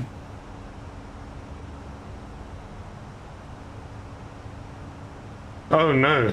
I do apologize. It was traveling the opposite direction. Durban to Cape Town, so I see now it's out of range. So we haven't seen it actually. I haven't seen the light, so maybe it flew a different airway, or it was much higher or lower, and we missed the blinking little lighties going past.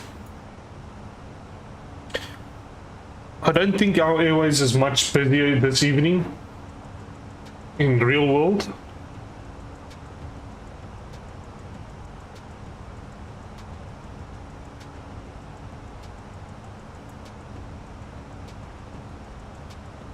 Yeah, no, it's quiet. Nothing much. There's nothing going into Durban. It's only Cape Town, Johannesburg that's very busy. But not even that busy.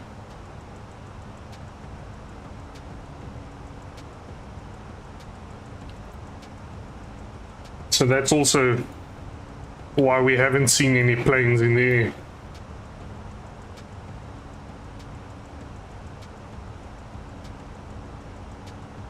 So for interest sake, this flight, it's almost the same length as you would fly to Johannesburg. And what I mean by almost, it's wind dependent. But distance wise, it's quite close.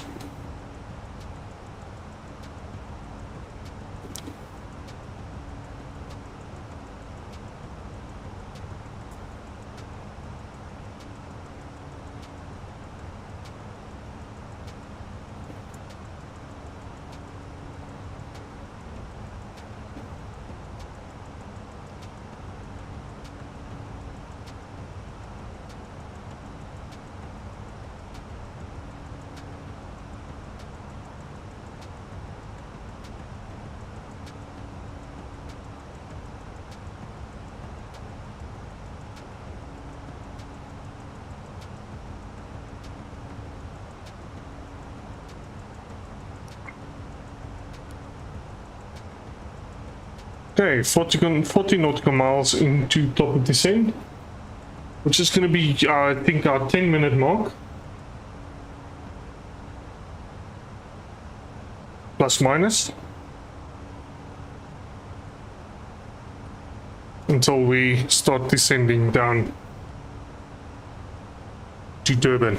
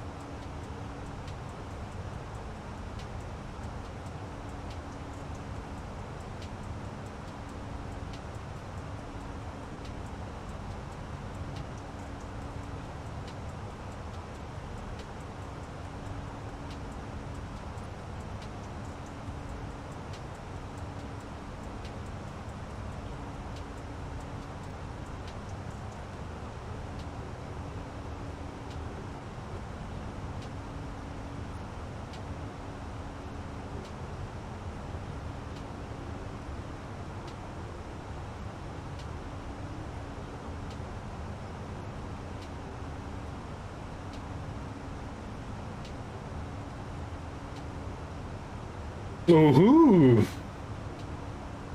I see. Holy mother of traffic. What the hell is happening in Europe? Holy smokes. There's a lot of ATC. Basically the whole of Europe is online. That's insane. I see BON110 is airborne. Oh no, not airborne. I do apologize, Mr. Stefan. Popped at Alpha 123, actually. BON211. Enjoy the journey. Enjoy Cologne.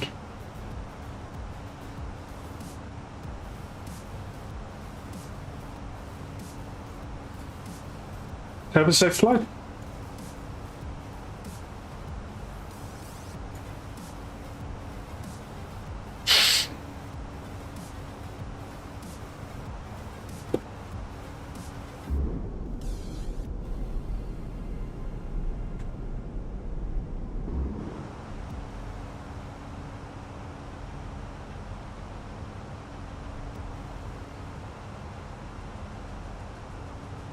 So Port St. John's should be on our right. Oh, listen to me, Port St. John. Sorry, Port Edward and Port Shepstone. We can start prepping for our descent. So let's put that there. Oops, there we go.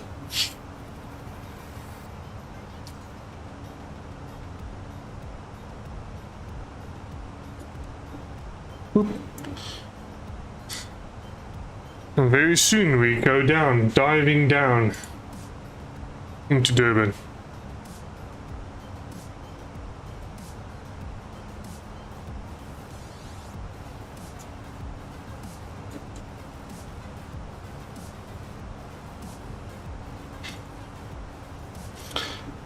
Tower is going to be 118.45. So let's just keep that as a backup, because usually they call me on approach if they're online, and I hate when that happens, because then you have to turn this little knob until you get 4.5. There we go, 118.45. Okay, and we can start our descent into Durban. Here we go.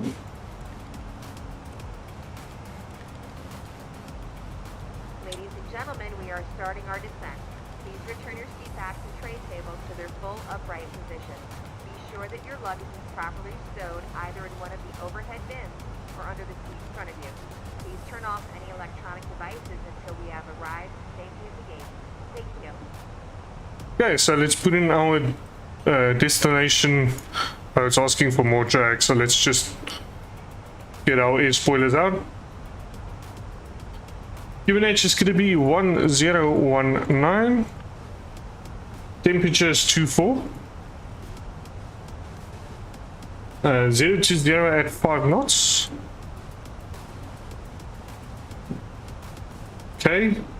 The barrow or decision height is going to be 409.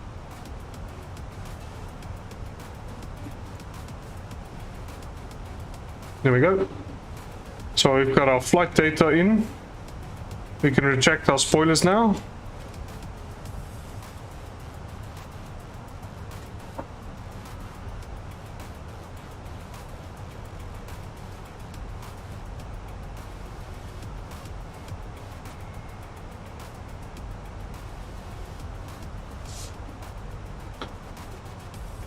And we have 30 minutes to go. Plus minus, ladies and gentlemen. Then we'll be landing into King Shaka International, Durban, South Africa.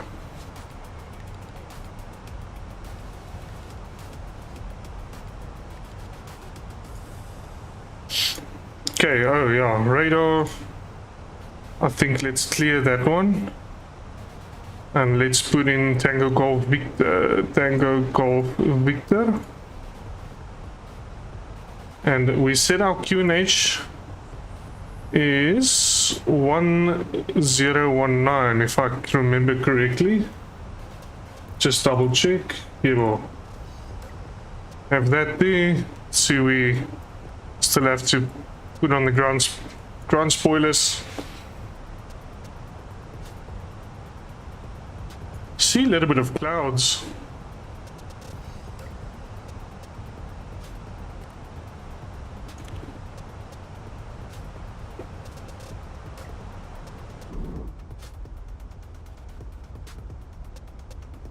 So that should be Port Shepstone coming up. I do think that's the lights lighting up the clouds over there.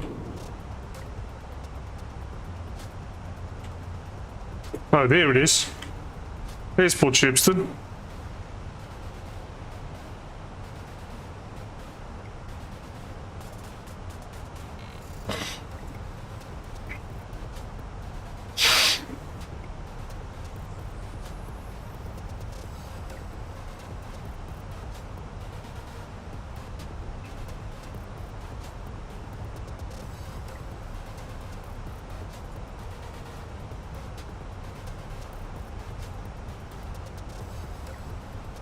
And then we make our turn.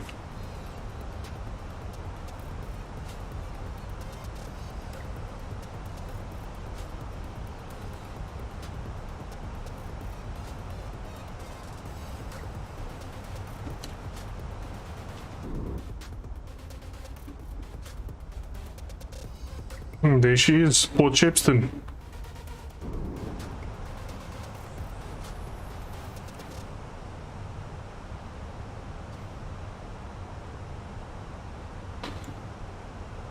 Next up, next town, it's gonna be Scottsboro and Nuncomas. I don't think we'll be seeing much from there.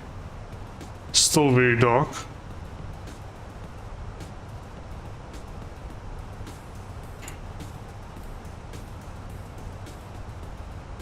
King Shark traffic, BONair110 is inbound Dunsa, descending 3,000 feet from flight level 230.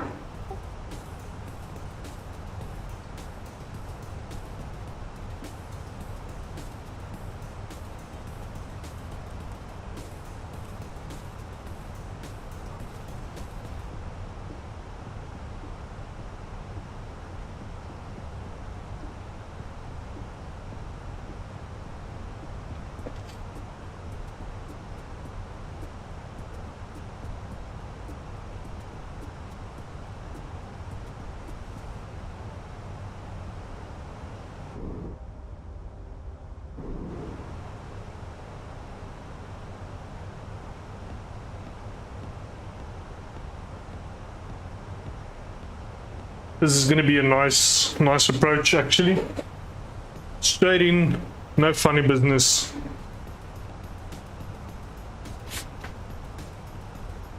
So we're not gonna have to need more drag. Slow the plane down.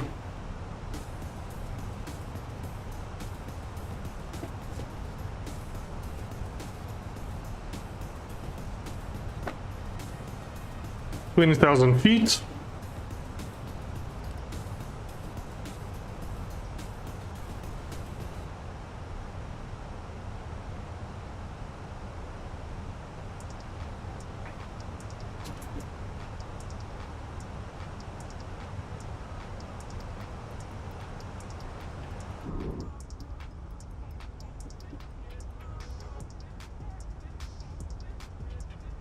So one of these. Oh, no, it's not now.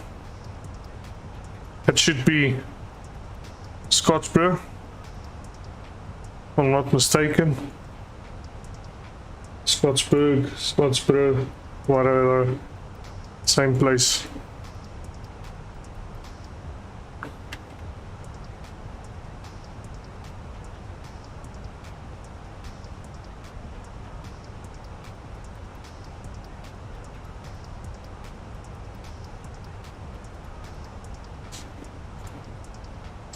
There is someone on the ground in Durban, Sapphire 162, which is a real person. Now, if that person is flying, I don't know. But he is on the ground. So we're going to actually see another person. I don't know if we'll hear him. I don't know if he's flying out, but I can see him there.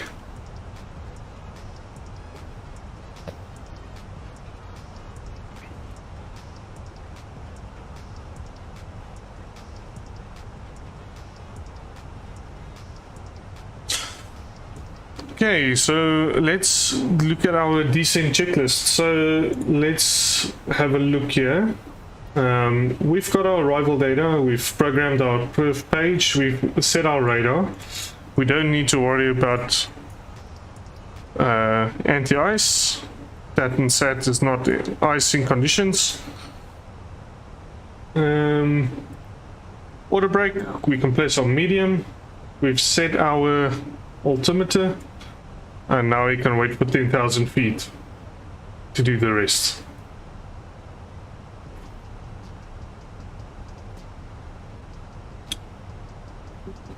King Shark traffic. BONair110 is passing flight level 150 via the Doonstar 1 Alpha arrival or ILS 06. ETA is going to be 2028 Zulu. Okay, we need drag really quick. Drag. Come. Drop.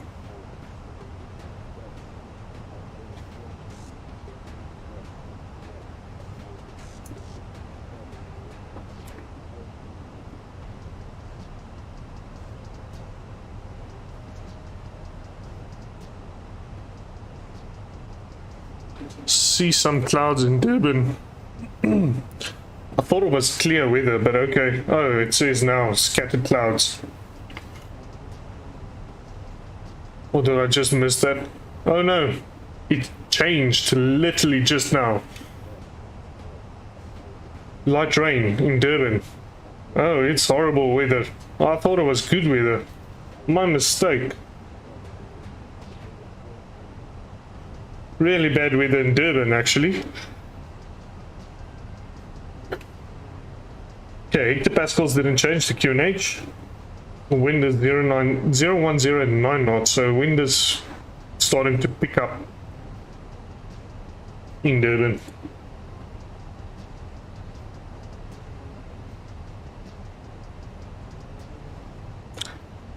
Okay, we're now approaching 12,000 feet.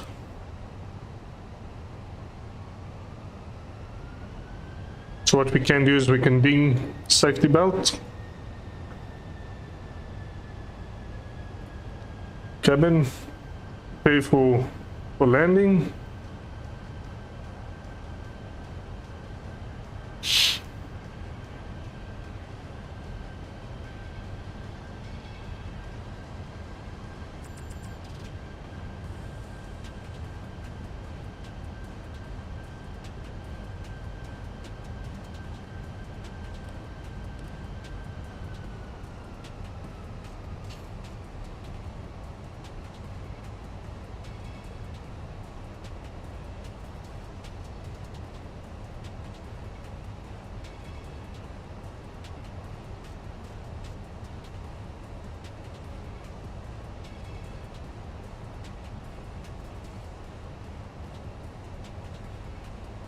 Okay, and we're getting to 10,000 feet, so let's turn on some of these lights. Get some lights.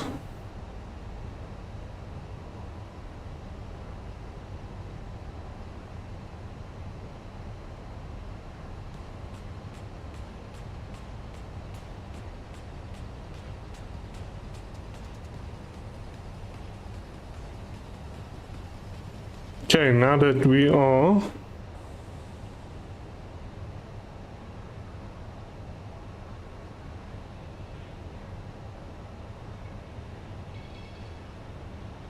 laps 1.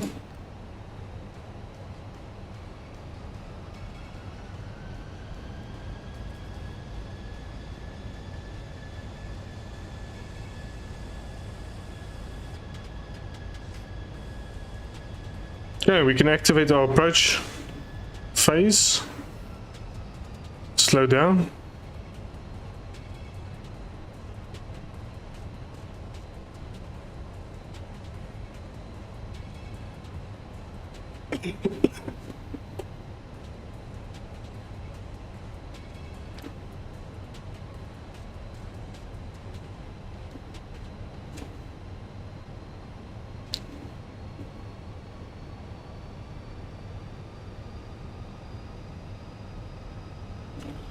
Can't see anything. It's big weather here in front of us. Okay, flaps 2.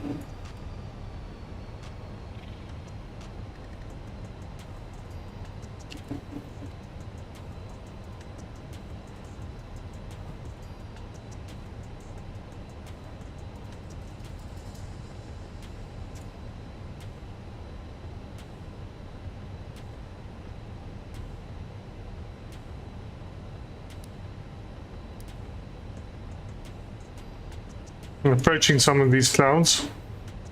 Laps 3.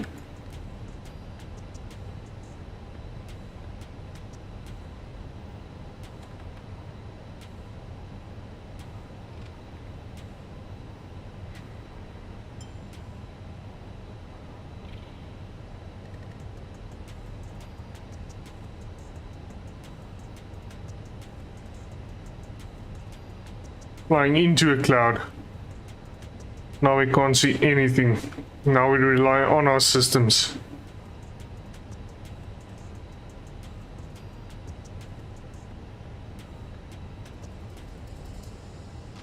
We can go full flaps.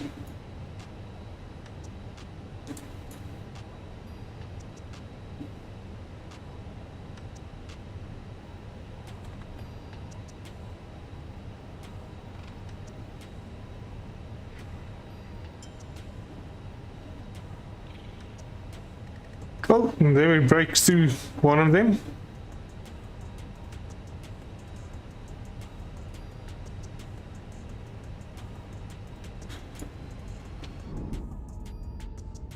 Just look at that. Oh, the sim sometimes looks amazing.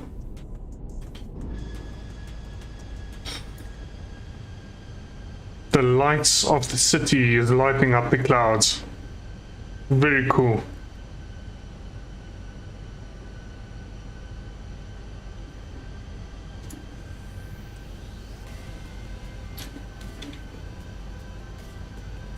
King Shaka traffic, Bonair 110 is on final approach for runway 06, 20 nautical miles out.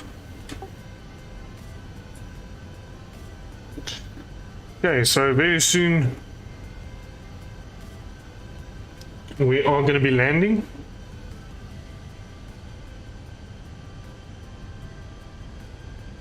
Into Durban. We won't be able to see Durban Harbour, unfortunately. There's the 30, if I'm not mistaken. There we go, we can still start seeing portions of the harbour.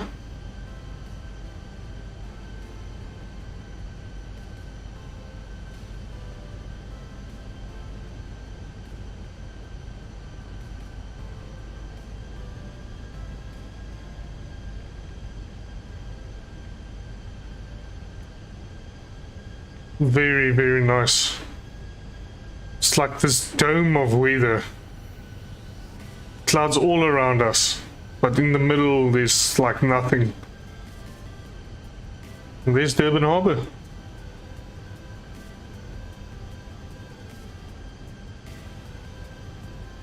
I love flying in from this way.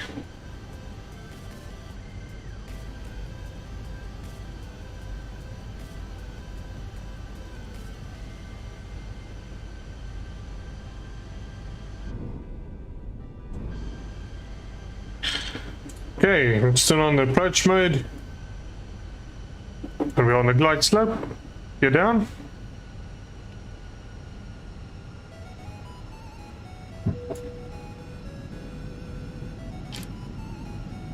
Very difficult to see the runway. I do think I see it, but I'm not sure. So let's still rely on our system. Okay. AP2 on. Okay, approach mode checklists. Let's have a look. So, nav course frequency checked, flaps extended, check, speed breakers armed, check. Approach mode armed, glide slope alive, gear down. Landing gear is confirmed down. Flaps says set for landing. Autopilot AP2 is on. Go around altitude is 3000. So okay, so we don't have to tune anything there. And auto throttle, autopilot as required. Okay, so let's just keep going as like we are doing.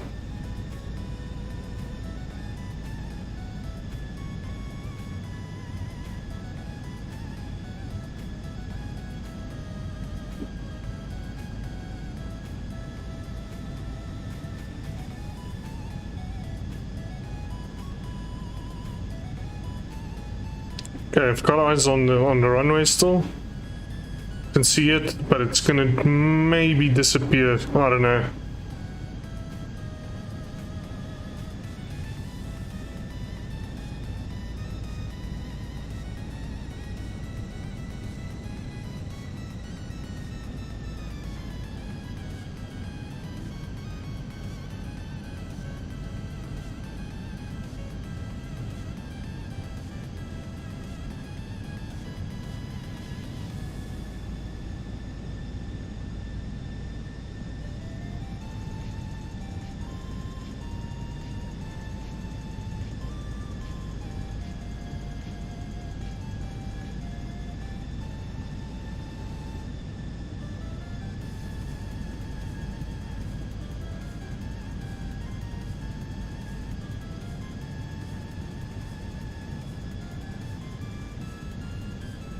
And now Cape Town Tower goes on live. Oh, timing. I don't understand it, but anyways.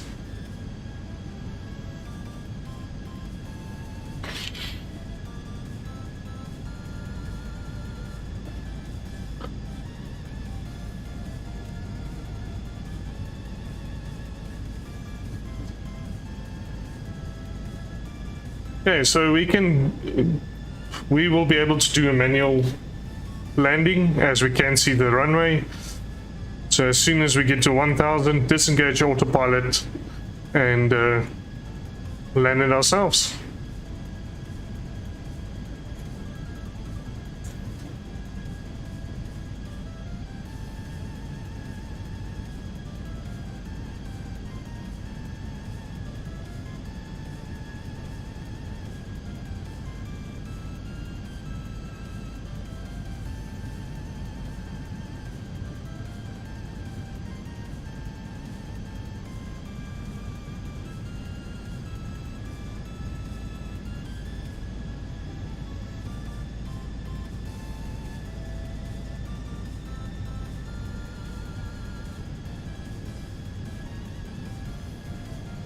Got a headwind straight towards us, 13 knots. Which is much higher than I predicted, but it's okay. Oops.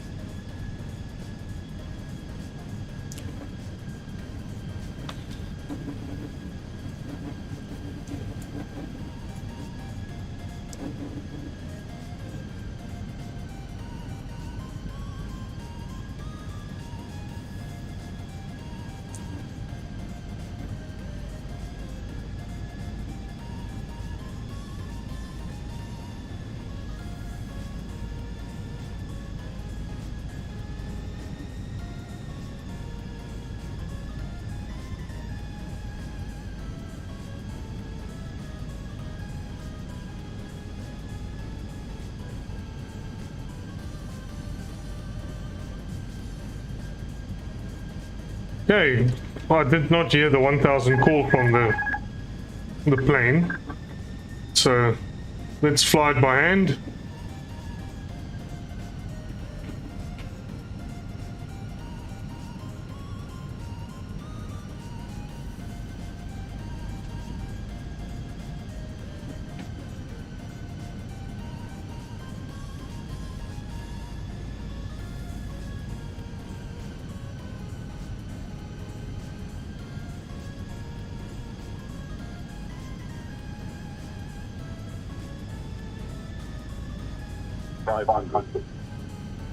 Is the 500 cool?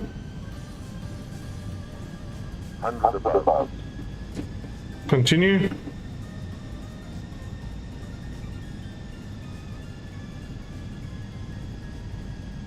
Minimum. Continue, no more calls. 50, 40, 30, 20, retard. Oh, I'm floating. No. 10.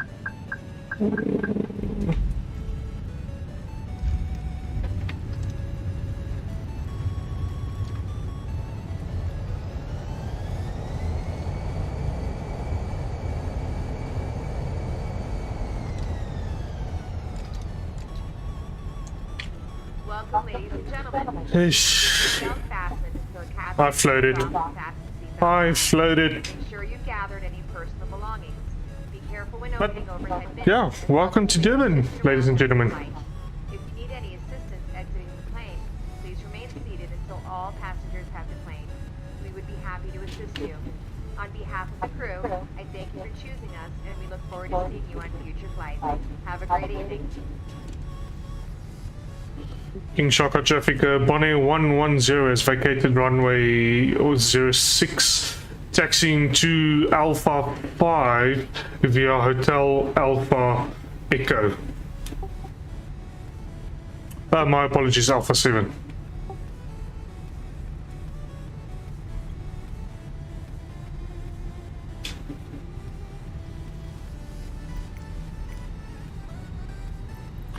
Okay, so let's go to Alpha 7. Nope. Menzies, there we go.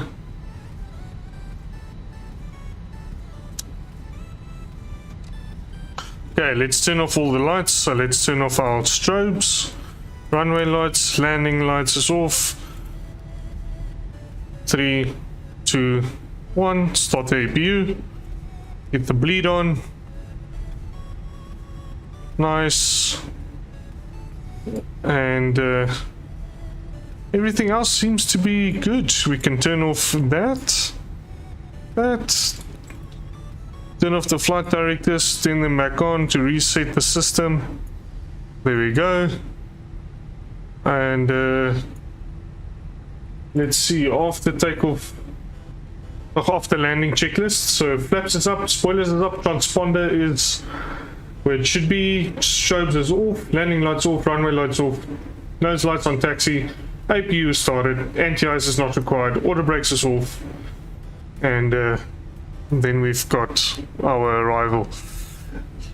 Ladies and gentlemen, those that wondered, that white plane that you are seeing there, that is a real world, or not, sorry, that is another pilot on VATSIM, another person somewhere in South Africa flying his plane, standing at that gate. Why does that look like Alpha 7? And he's not saying a word. I do not hope it's Alpha 7. Please let it not be Alpha 7.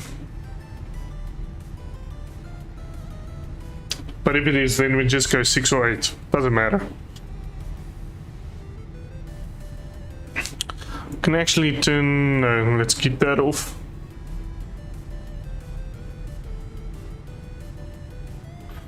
Slow down a little bit. Turn in here.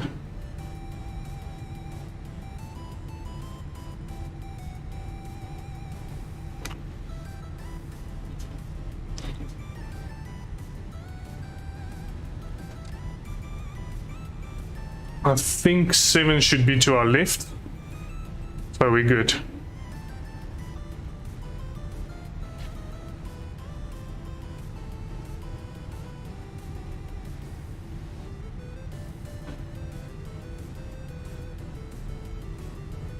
Okay, this is 9. So yeah, it should be to our left. Alpha 8. Alpha 7. Okay, we've got our text, so we can turn that off and turn in.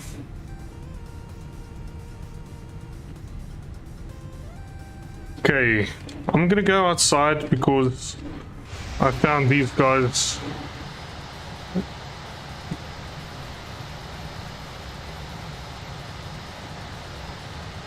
do not taxi correctly.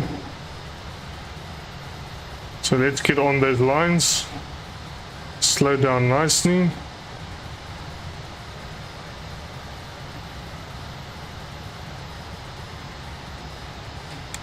There we go.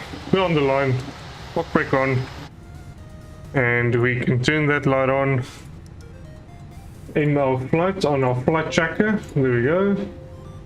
Now we know nothing can happen. And we can switch off the engines. Welcome to Durban.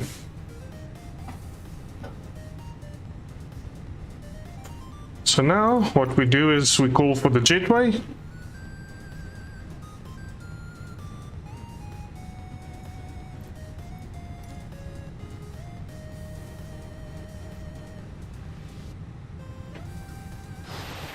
Oh no. Oh, it's working. It's working!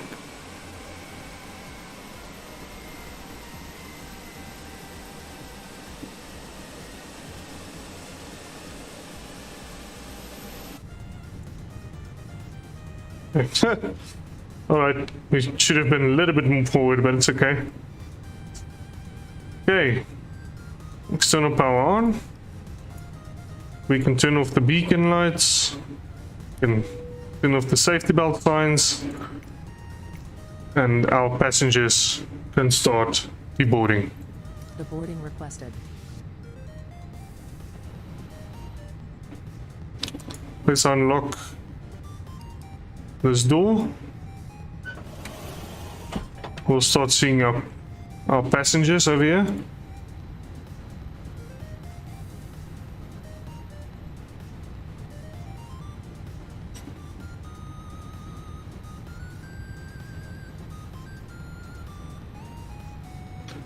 Looks like our passengers are going to have to do a little bit of a jump there. I don't know why. Maybe I have to update GSX after the massive update. But we won't look at them this way, we'll look at it this way. Passengers deboarding started. There we go. We see some passengers deboarding. Cheers.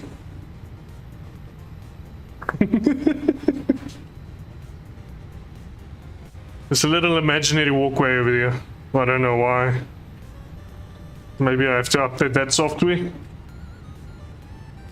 It is what it is. And with that, ladies and gentlemen, I do think we're going to end that flight. Let's see here how our landing was. So we landed with a -305. A little bit of a hard landing, but we floated there in the end, and that's why. I mean, if we have a look here, ish. It's very far down the runway. We should have been landing over here, so yeah. Very, very hard landing. Anyways, I think that's where we call it a day. Thank you so much for watching, guys, and I really do appreciate it. Like I said, if you guys want to check out the next flight will be flying from Luanda to Johannesburg, which is a 3-hour flight. I don't expect you to be there the whole time, but if you're there, I do appreciate the support. But yeah, I hope you all have a good evening, and tomorrow is the start of this weekend that's coming up. And have a good one. Cheerio. Bye.